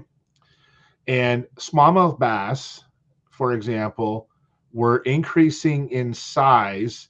And this is looking at length and weight, like combined, there was a ratio. And a lot of the smaller smallmouth, sort of between 12 inches and I want to say 15 inches, maybe 10 inches and 15 inches, they were increasing in size upwards of anywhere from 5 to 15% in size. So over I can't say 20-year period because the gobies didn't like just show up everywhere at once, right? They had to spread. Lawrence talked about how they spread slowly because they can't really spread on their own very well. They've sort of been spread by other means. But probably in a 10-year span, gobies in Lake Erie the smallmouth bass have the smaller smallmouth. This is the trick to this data. The smaller smallmouth increased in size. The bigger ones didn't really increase in size a whole lot, which is interesting. So I think what happened is that the smallmouth are gorging on gobies and they're getting bigger. But once they hit prime breeding age, they're not really getting a whole lot bigger. Like, because you're talking a 15% increase in size, that means like an 18-inch smallie is now like 21 inches long, right? Like that's not happening. But what's happening is, I believe what's happening is when they start to hit 16, 17 inches, they're getting into sexual maturity. Mm-hmm. They're able to put that energy back into reproduction with sperm and eggs, right? And we see that with walleye too. Walleye haven't had the same increase in size, but it's impacted most predators in the Great Lakes. Gobies are part of the food web. I see a lot of my colleagues in Environment Canada who do contaminants work showing me pictures of lake trout with their snouts all torn up. And why are they torn up? Because they're feeding on gobies on the lake bed and they're cutting their snouts on the zebra mussels. That's why they're doing it. Like there has been some benefits, but I don't think we know all the negatives yet. And I'm going to say this with a grain of salt because we talked about this before the show. You have these long-lived fish like smallmouth bass and walleye, and we don't see, and for smallmouth, we see it, we talk about egg invaders, right? So you have round goby who will raid the nest and eat the eggs. We only have about 20 years of good data from those interactions. And that's only, we're only at the tip of the iceberg, literally, before we'll see any real negative causes. So we've had positives when it comes to growth, but are we having negatives when it comes to recruitment in the population? So we haven't seen those yet. And I don't know of any data yet that discusses recruitment changes in the Great Lakes, but yeah. Well, you have some incredible questions, and sorry, folks, That's if okay. I don't go far back enough to get to some of your great points. But Jay, you bring up one that immediately I thought of when Jay was talking about this. Perhaps is it possible that they now switch over to a certain prey? I'd like to think, based on the adult smallmouth that I've caught both in the Niagara and Lake Erie, it would suggest that they're eating these things pretty much whenever they're available. That the smallmouth don't get to a size and then all of a sudden they move on to something else. Would I be correct, or? No, that's correct. Like, so generally we're seeing shifts, and I put up a comment earlier. I read a stat where prior to round goby invasion, so pre 2000s, Great Lakes smallmouth were primarily feeding on crayfish, upwards of 50% of their diet. And now round goby makes up, so crayfish make up less than 5% of their diet now in the Great Lakes. Now, or that's Lake Erie. I shouldn't say Great Lakes. The stat I read was for Lake Erie, so I want to make sure I stress that. But what happened to the crayfish? Well, probably the invasion of zebra mussels impacted crayfish habitat because everything got covered in zebra mussels. So it's not just that gobies came in; everything impacts everything else, right? But I do think, Scotty, that that in lakes like Erie and even Ontario to a point, but they haven't been in Ontario as long as Erie, right? Probably, which is surprising. What's that? That's surprising to me. You would think they'd be in Ontario way before, say, Clare or Lake Erie. No, they got to Erie first. But some of these things, they don't get detected right away, right? Like I've always joked that some of those first ones that were caught or observed, I can't remember if they were caught by anglers. I know there's University of Windsor students were doing research on the Detroit River and observed gobies in snorkeling. And so I can't recall exactly how the first one was discovered, but we don't know how long they were there before they were discovered. They could have been there for a few years. What's troubling about goby, and some of the CFNers may not realize this, but they do reproduce up to 6 times a year. 6 times? I couldn't believe that when I heard that.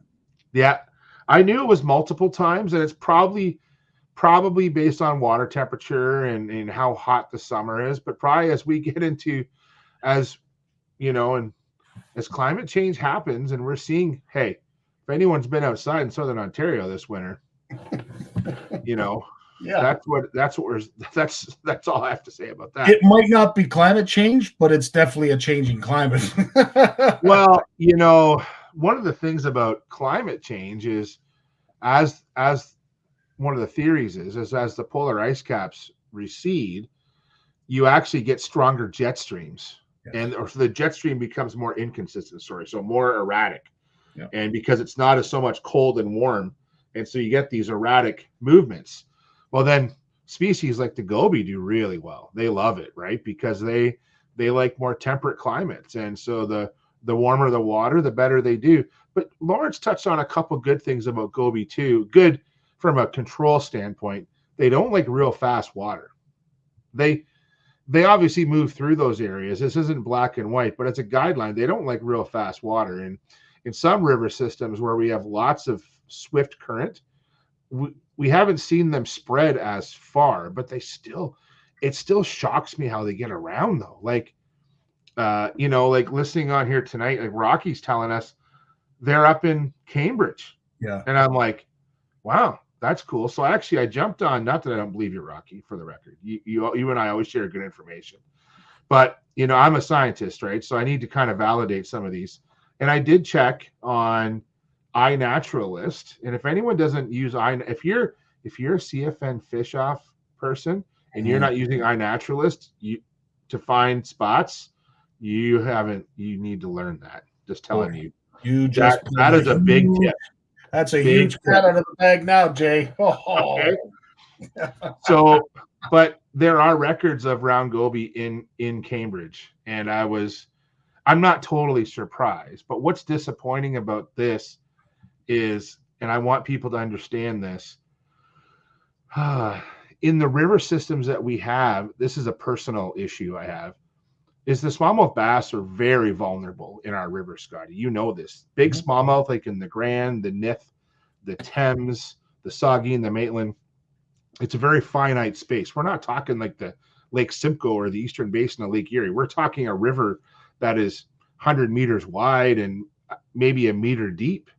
And so we already have people keeping too many, fishing out of season issues, stuff like that. If we get gobies in these places, that's one more pressure on these fish that are already pressured enough. So that's more of a personal beef because I love river smallie fishing. And yeah, if we lose those river smallies, sure, they might get bigger from the gobies, but they're going to have to fend those gobies off because they're not a normal nest predator. They reproduce so much. There's so many of them. And I think the other thing I want to mention tonight, Scotty, is realize, like, I'm trying to look for something here to show you, but I don't think I have something big enough. Like, you look at some of the baits that are out there that imitate gobies. Like, you look at, we're talking less than an inch in size. And that's what most gobies are in the environment, Scotty. They're tiny. Like, these great big ones we see on the brochures that have the big black spot and they get purple looking, the big males. Those are not common.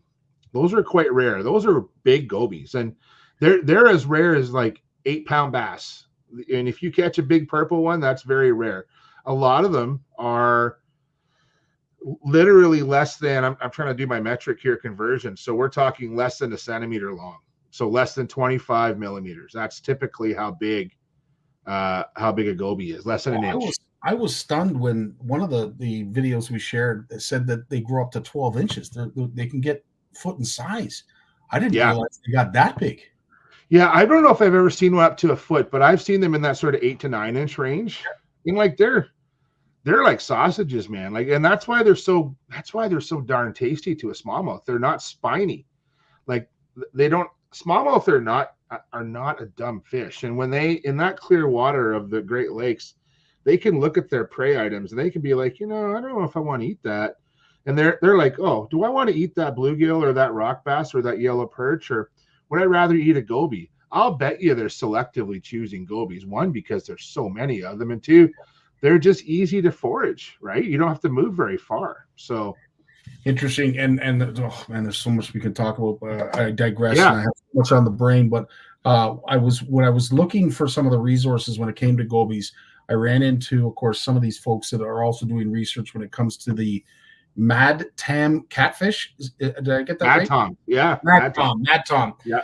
And when I was looking at the similarities of those two fish, outside of those incredible dorsal or pectoral fins, it's very similar in at least its appearance. Yeah. And to your point, it has 3 very sharp prongs on all 3 sides. If it's facing up, all 3 sides. So those fish are very protected.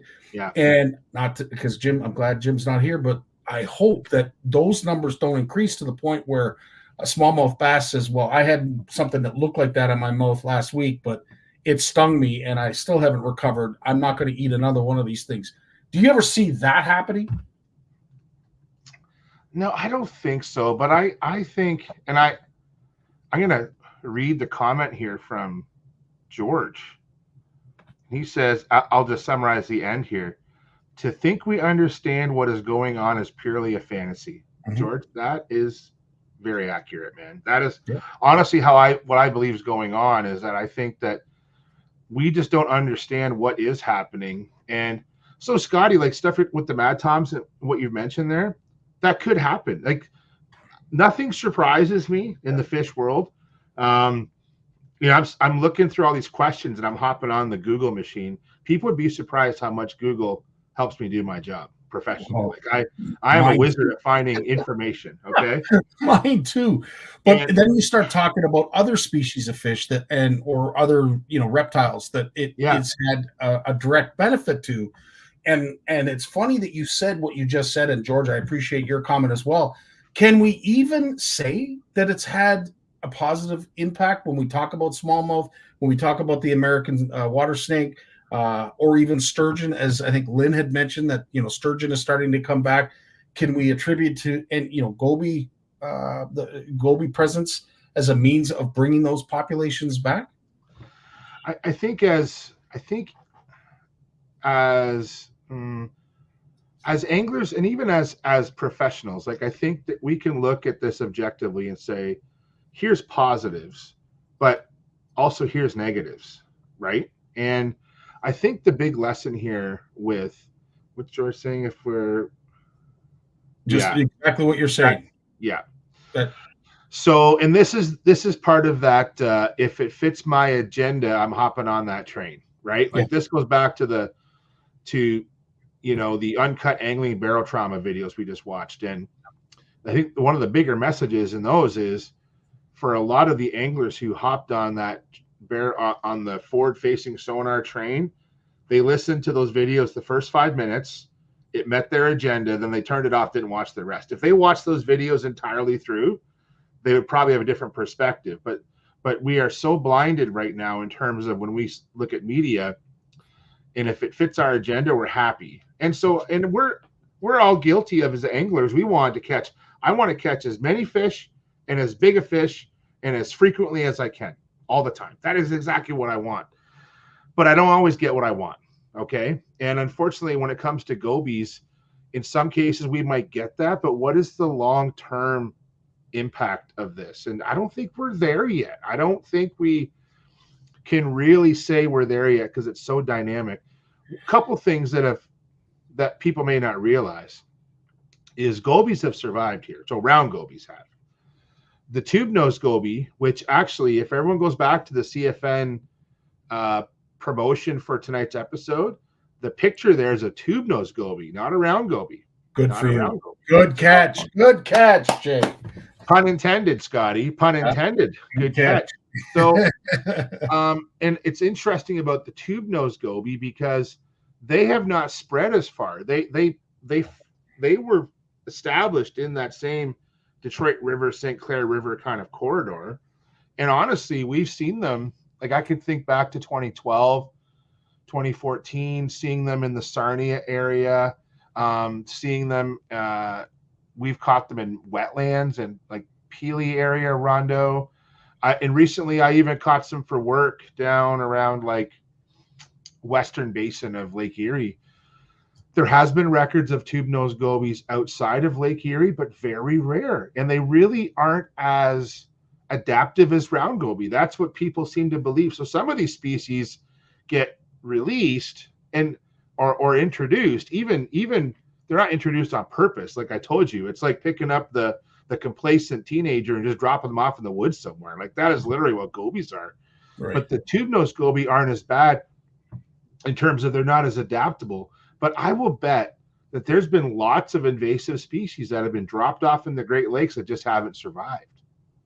Right. And there used to be a long list of potential invaders. There's other gobies from that region. There's the monkey goby, and there's others that were on the list of potential invaders. But because we have such stricter regulations, I think we've slowed that spread, but we never stop it, Scotty. We still have ships coming in the Great Lakes. We're not going to stop shipping. It's a huge part of our economy, right? Yeah. So we just don't know in the end. And what we will see new invaders come in. Look at some of the cool stuff going on, which I didn't realize this. Like in Lake Simcoe, zebra mussels aren't the big problems. It's quagga mussels. Yes. The quaggas are doing better in Simcoe than zebra. I don't even understand that. But I'm not a mussel expert. I can tell you that right now.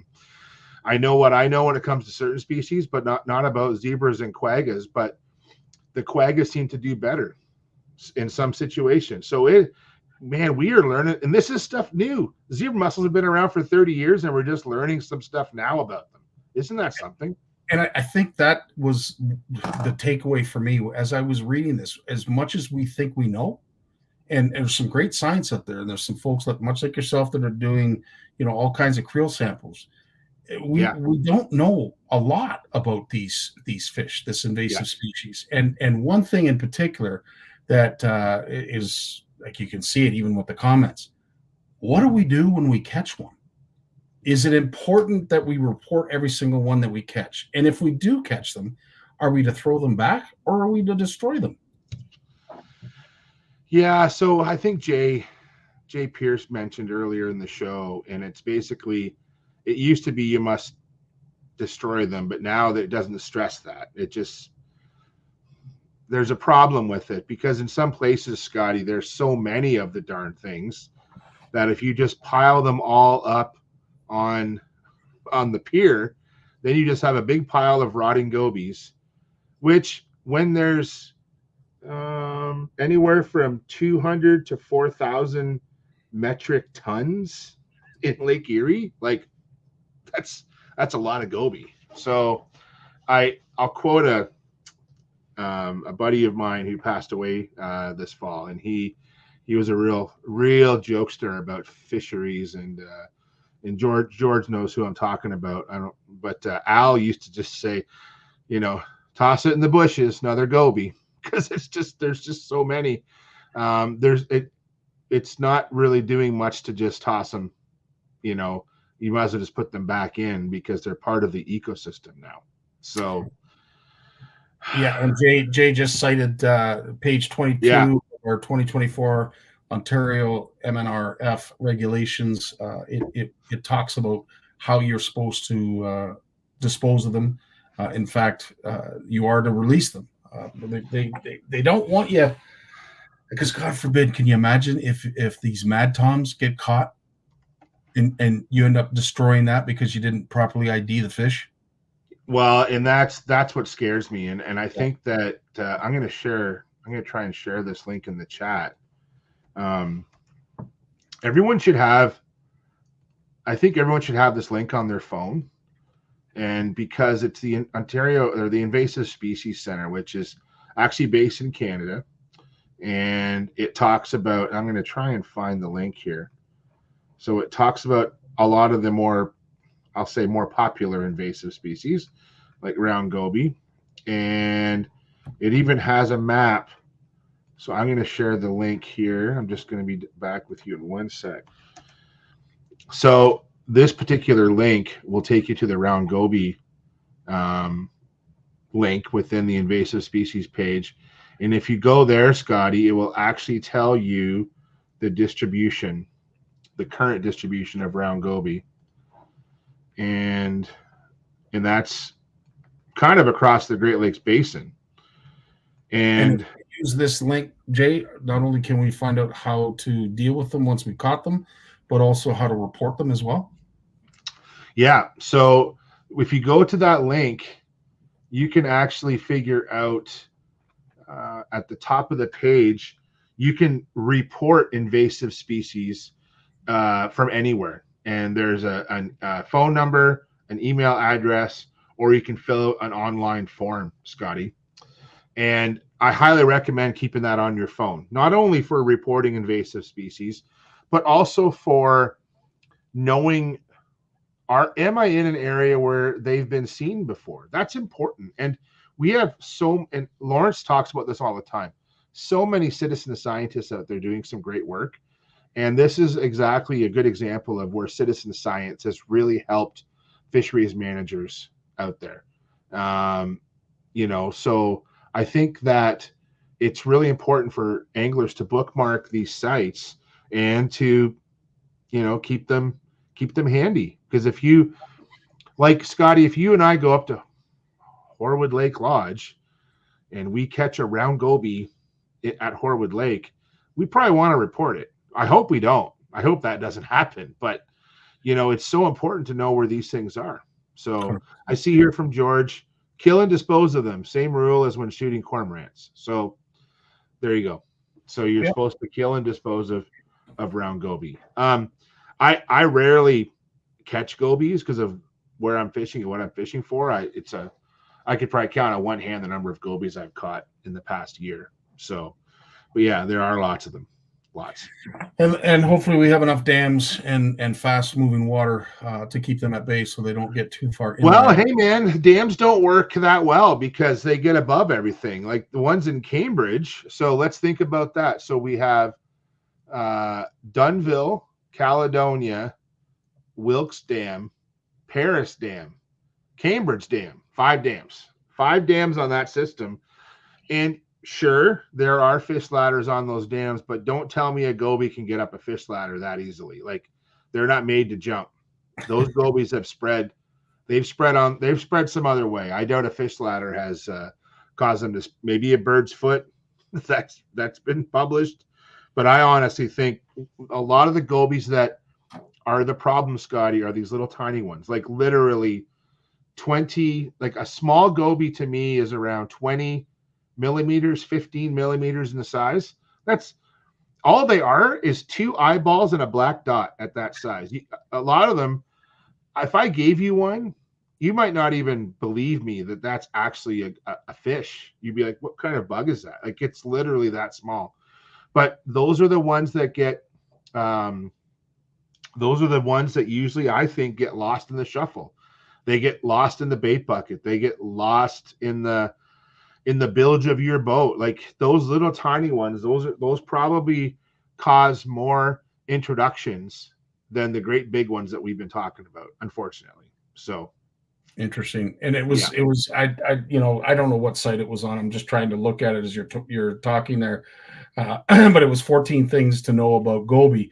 And one of the things was how acrobatic they are and how they'll jump from here to there.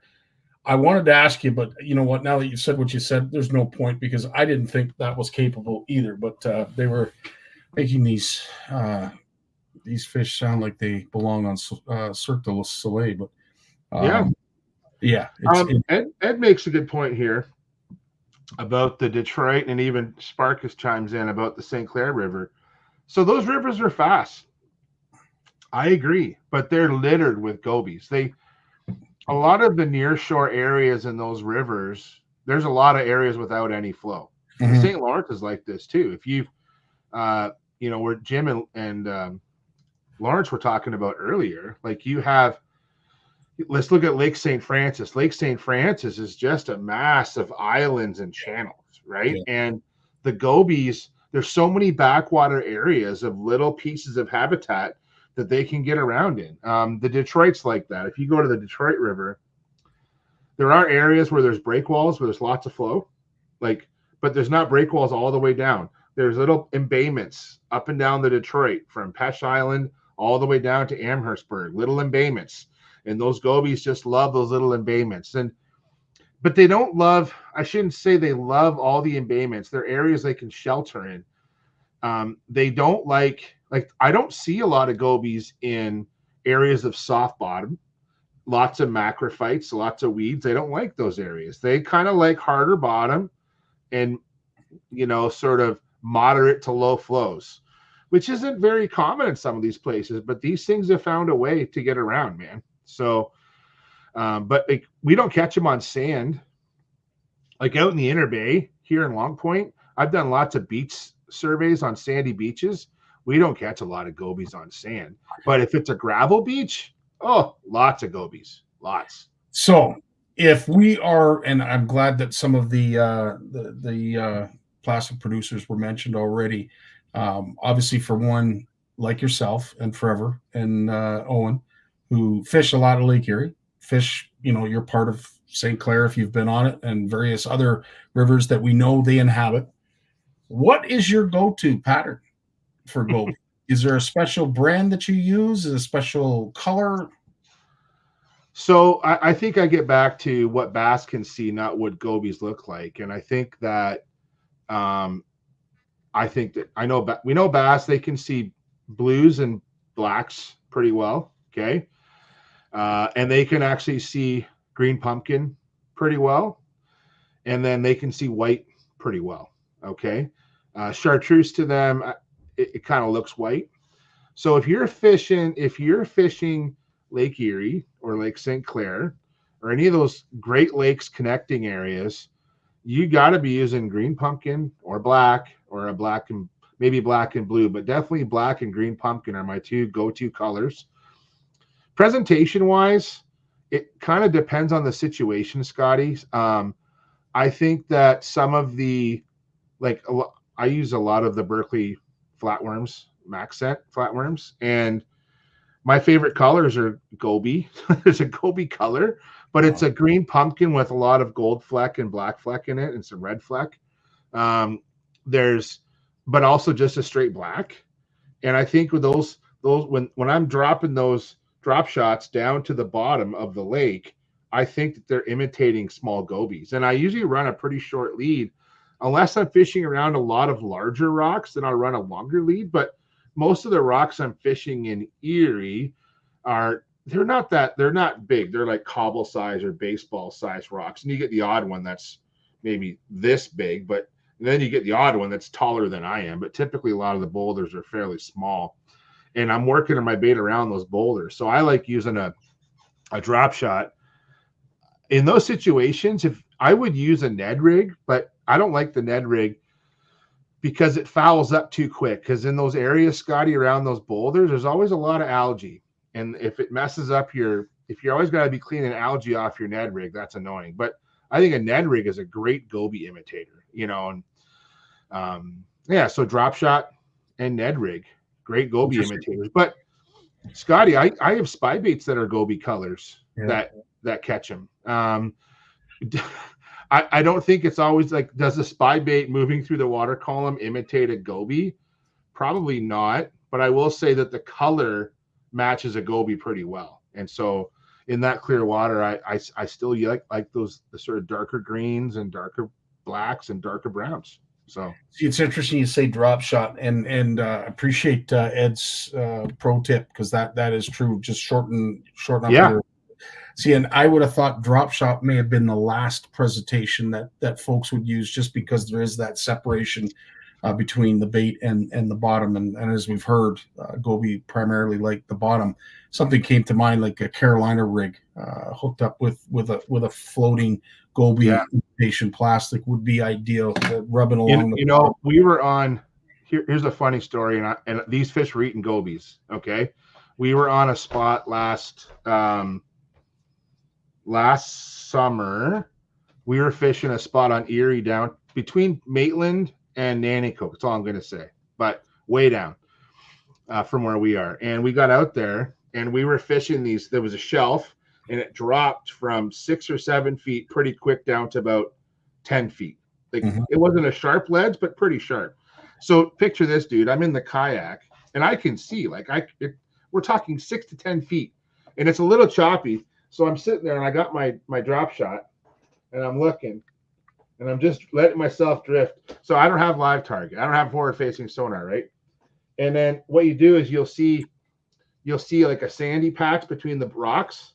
Yeah. And you'll see a smallmouth just kind of cruise over the sand and just bloop, drop it right on top of the smallmouth.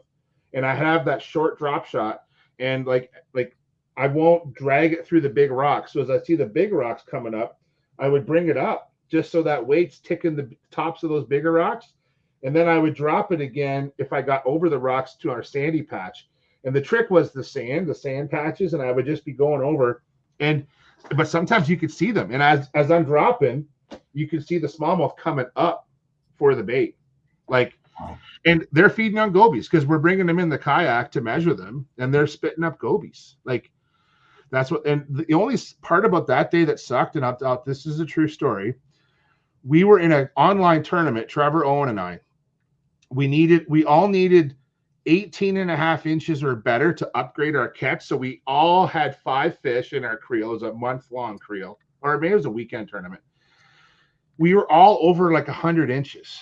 We were all over 90 inches. We're all in the top 10 of this event. Wow. That day, I think only one of us upgraded. I upgraded 1 fish.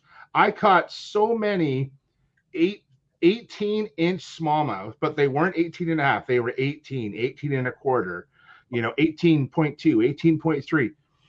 And on the way home, all I heard was the boys complaining about, that was terrible. And I'm like, are you kidding me? I'm like, anybody we know who, we literally, each of us caught 50 smallmouth in a half a day on Lake Erie. And they were all between, maybe a couple were under the 15-inch range, but I'm going to say the vast majority were 17.5 to 18.5 inches, nonstop.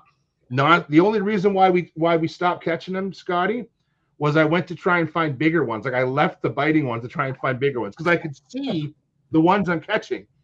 No one's going to complain. If you're a smallmouth angler and you're catching hand over fist 18 inches, no one should ever complain about that. But when you're in a tournament and you can only catch 18 inches, I understand. But it was funny that the boys were complaining so bad. So that's hilarious. Yeah, It's funny. Sonia mentioned something that I think might have something to do with barotrauma, but why do fish spit up bait fish? She's never seen that. Being more of a kayak shore angler, so she's in a lot of shallower water, perhaps. Yeah. So if you handle fish, Sonia, sometimes if you handle fish in a boat, or you're weighing fish, like, you know, I think sometimes we'll bring a fish in a boat, we might net it, set it down for a sec, get the camera out. And quite often, not all the time, but once in a while, whatever that fish has recently eaten might be regurgitated into the boat, whether it be on the deck, in a live well. And always check what they're eating. That's probably the best way to match the hatch. Agreed. When you're dealing with these predatory fish, you really have to check what they're eating. And you can't force them. Well, you can. That's just really mean. I wouldn't force them. I know how to, but I wouldn't. It's called gastro lavage. But basically, if they regurgitate on the deck of your boat, check it and then make adjustments. Some of the best stories I've heard was someone checking their live well at the end of the day going, wow, look at, they're all eating crayfish that are only like half the size of what I'm throwing. Then the next day they go out with a smaller profile crayfish bait and smash them. It's literally that easy some days. No, that gastro technique that you were talking about sounds like that thing that you hold to your nostrils and it cleans out your air ducts. Yeah, so it's about as comfortable. So it sounds about as comfortable, and I'll tell you, neither one am I in a hurry to do based on that. But speaking of eating, I think that brings us to our last topic. I mean, yeah, I think it's a foregone conclusion to suggest that we have any idea where this is going to end up. And I would like to think that at that time, there's a possibility that neither you nor I are going to be on this planet to see its final chapter, final conclusion, if there is one. But in the meantime, we've talked about smallmouth, we've talked about perch, walleye, and just about any other fin fish that we know of that is feeding on these things. Yeah. My concern is what's happening with the muskie. That botulism, I believe it's the botulism disease that they have, and I'm not sure how they contract it necessarily, but is it possible that we start to see the same effects in other sport fish as we're seeing in muskie? I think that's the big issue. And I think that, so with muskie, and I don't want to be wrong on this, but I'm going to say, so gobies can carry the VHS virus. They're carriers. And for whatever reason, muskies seem very susceptible to VHS. They're very sensitive to it. Which, you know, the thing about muskies is that, man, they are probably like the toughest, meanest looking fish out there. But man, they cannot take a punch, those darn things. Like, and I feel horrible when I hear these stories about these muskie die-offs, because to grow these huge muskies, like we're talking 50-inch class fish, and they're floating down the St. Lawrence dead. It just, honestly, that is just sad. Yeah. And it seems to be that gobies can carry diseases, and all fish can, for that matter. And I've done research where we've had to collect fish and do lethal collections of fish to test for different viruses, right? So yeah, like a man. That's right. Great comment, so, Rocky. Easy, Rocky. Easy. Don't get me into that. But right, like I think that gobies are probably one of the issues with the VHS virus. I don't think that's been proven, but I do believe that they are a vector for VHS. In a lot of the Great Lakes, think about this. They're one of the only fish that is everywhere in the Great Lakes. Does that make sense? Yeah. So there's areas, I'm sure, of Lake Superior where we don't have a lot of smallmouth, but we got goby. You know, and there's areas all over that we don't have certain things, but we have gobies, right? Like gobies are just like, they're like sea monkeys, man. You just add water and stir and they are going to spread. But it is definitely, yeah, George, listen, George, lethal collection's a slippery term. We don't want to get certain groups coming after Scotty and the CFN. No, but 100%. no, but to learn things, I joke about this, but you want to learn something in the fisheries world, you better crack a few eggs. It's true. If we don't kill some things once in a while, that is the true fundamentals of fish biology. You don't have to kill a million fish, but geez, you got to sometimes to age them and to learn about them effectively, we have to take a few out. That's part of it. So, and as George says, it's a perk. It's a well, perk. you know, George, I've said it before on this show. I have this knuckle here that right there, and that is from dispatching fish over the years when I can't find my preacher. If anyone knows what a preacher is, that's a nickname for the club, the old fish bonker. So I was always brought up. It was called the preacher, like the last rites. Like we're gonna. But I have a great fish dispatcher right here on this middle finger knuckle. And if you hit a fish just the right way, but that's honestly for joking aside, euthanizing a fish properly actually has to happen. And so we either overdose them in like a clove oil bath or MS-222, which is basically just putting them to sleep chemically, or we bonk them on the head. And then before we start processing them, that is the most ethical way to deal with that. So that's awesome. Well, Jay, you've covered a whole lot. There are some questions. Sonia, of course, is asking what a 50-inch plus muskie is in age. It's hard to say how old it is, Sonia, but like they're a long living fish. They're not as long as a sturgeon in terms of age, but you're looking at decades, I'm sure. Yeah, so Ed just jumped in. So yeah, so that's probably a good assumption, Ed. Like the St. Clair fish are going to grow. They're going to grow faster, but die quicker than a St. Lawrence fish. That's pretty typical. So you're going to see St. Lawrence or St. Clair fish probably in that under 20 years, and you're going to see these St. Lawrence fish probably in that 30-year class. But a lot of those ones in if you've seen the St. Clair muskies, they're kind of long and skinny for the most part. And I find a lot of the ones in the St. Lawrence, like they are just beefcakes. Like their bellies are full, right? So they're slurping up those big suckers, man. That's what grows big muskies in those rivers. It's red horses. I don't know that for sure, but I am quite confident big red horses are like a big red horse is like a big goby, but to a muskie, okay? Because they got no spiny fins and they just slurp it down.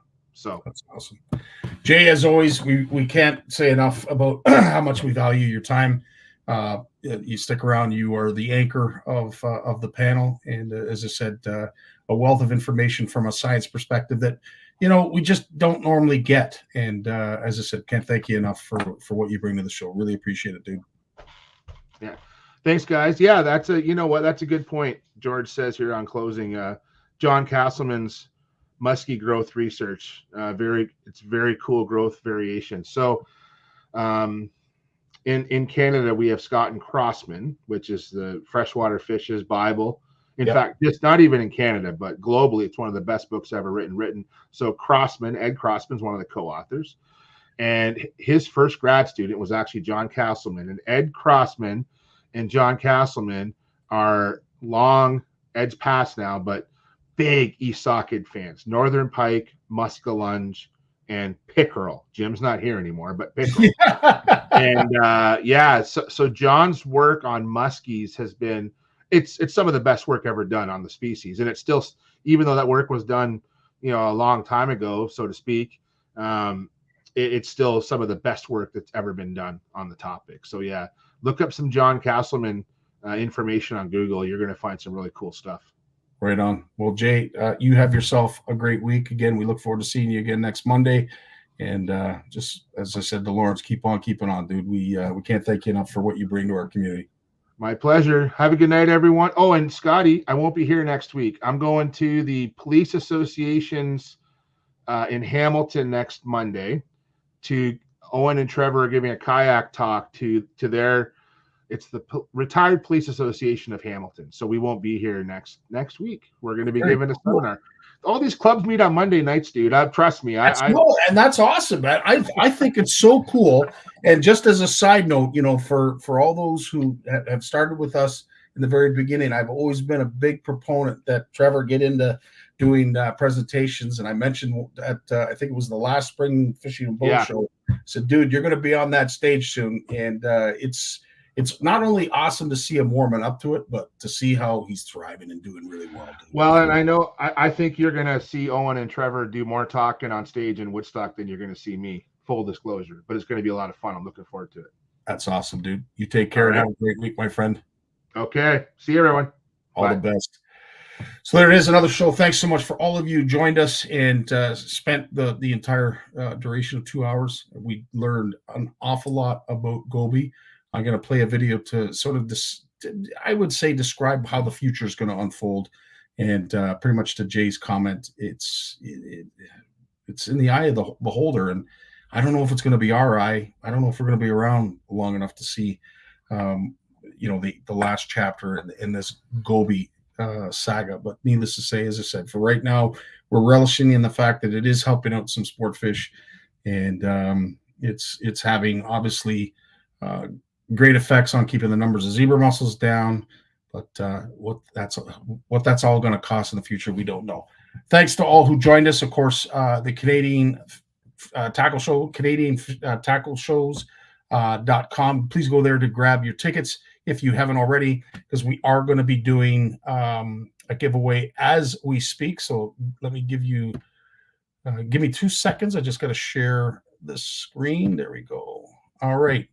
So this is what we're going to be doing for the next, 3 Mondays after this one, but 4 Mondays. So we're going to give away $100 in show bucks, and they're only redeemable at the show. But if you are watching, the 19 that are still here with us, if you are one of the purchasers of this, if you are the one that is chosen of one of the pre-purchased tickets, you're going to take home an extra $20. No, I didn't draw yet, Rocky. We're about to do it right now. So hopefully everybody understands. Please reach out to me. If you are here on the show, make sure you put a comment. We're going to leave it live for just a little bit. But if you are here with the show and you have purchased a pre-bought ticket, hopefully you're the winner. All I need is a number. Give me a number, guys and gals. How many times do I shuffle the deck? 1, 2, 3, or 4. 1, 2, 3, or 4. Any number between 1 and 4. 2. Fantastic, Ed. You are the bomb. All right, we're shuffling this twice. 1, 2, and here we go.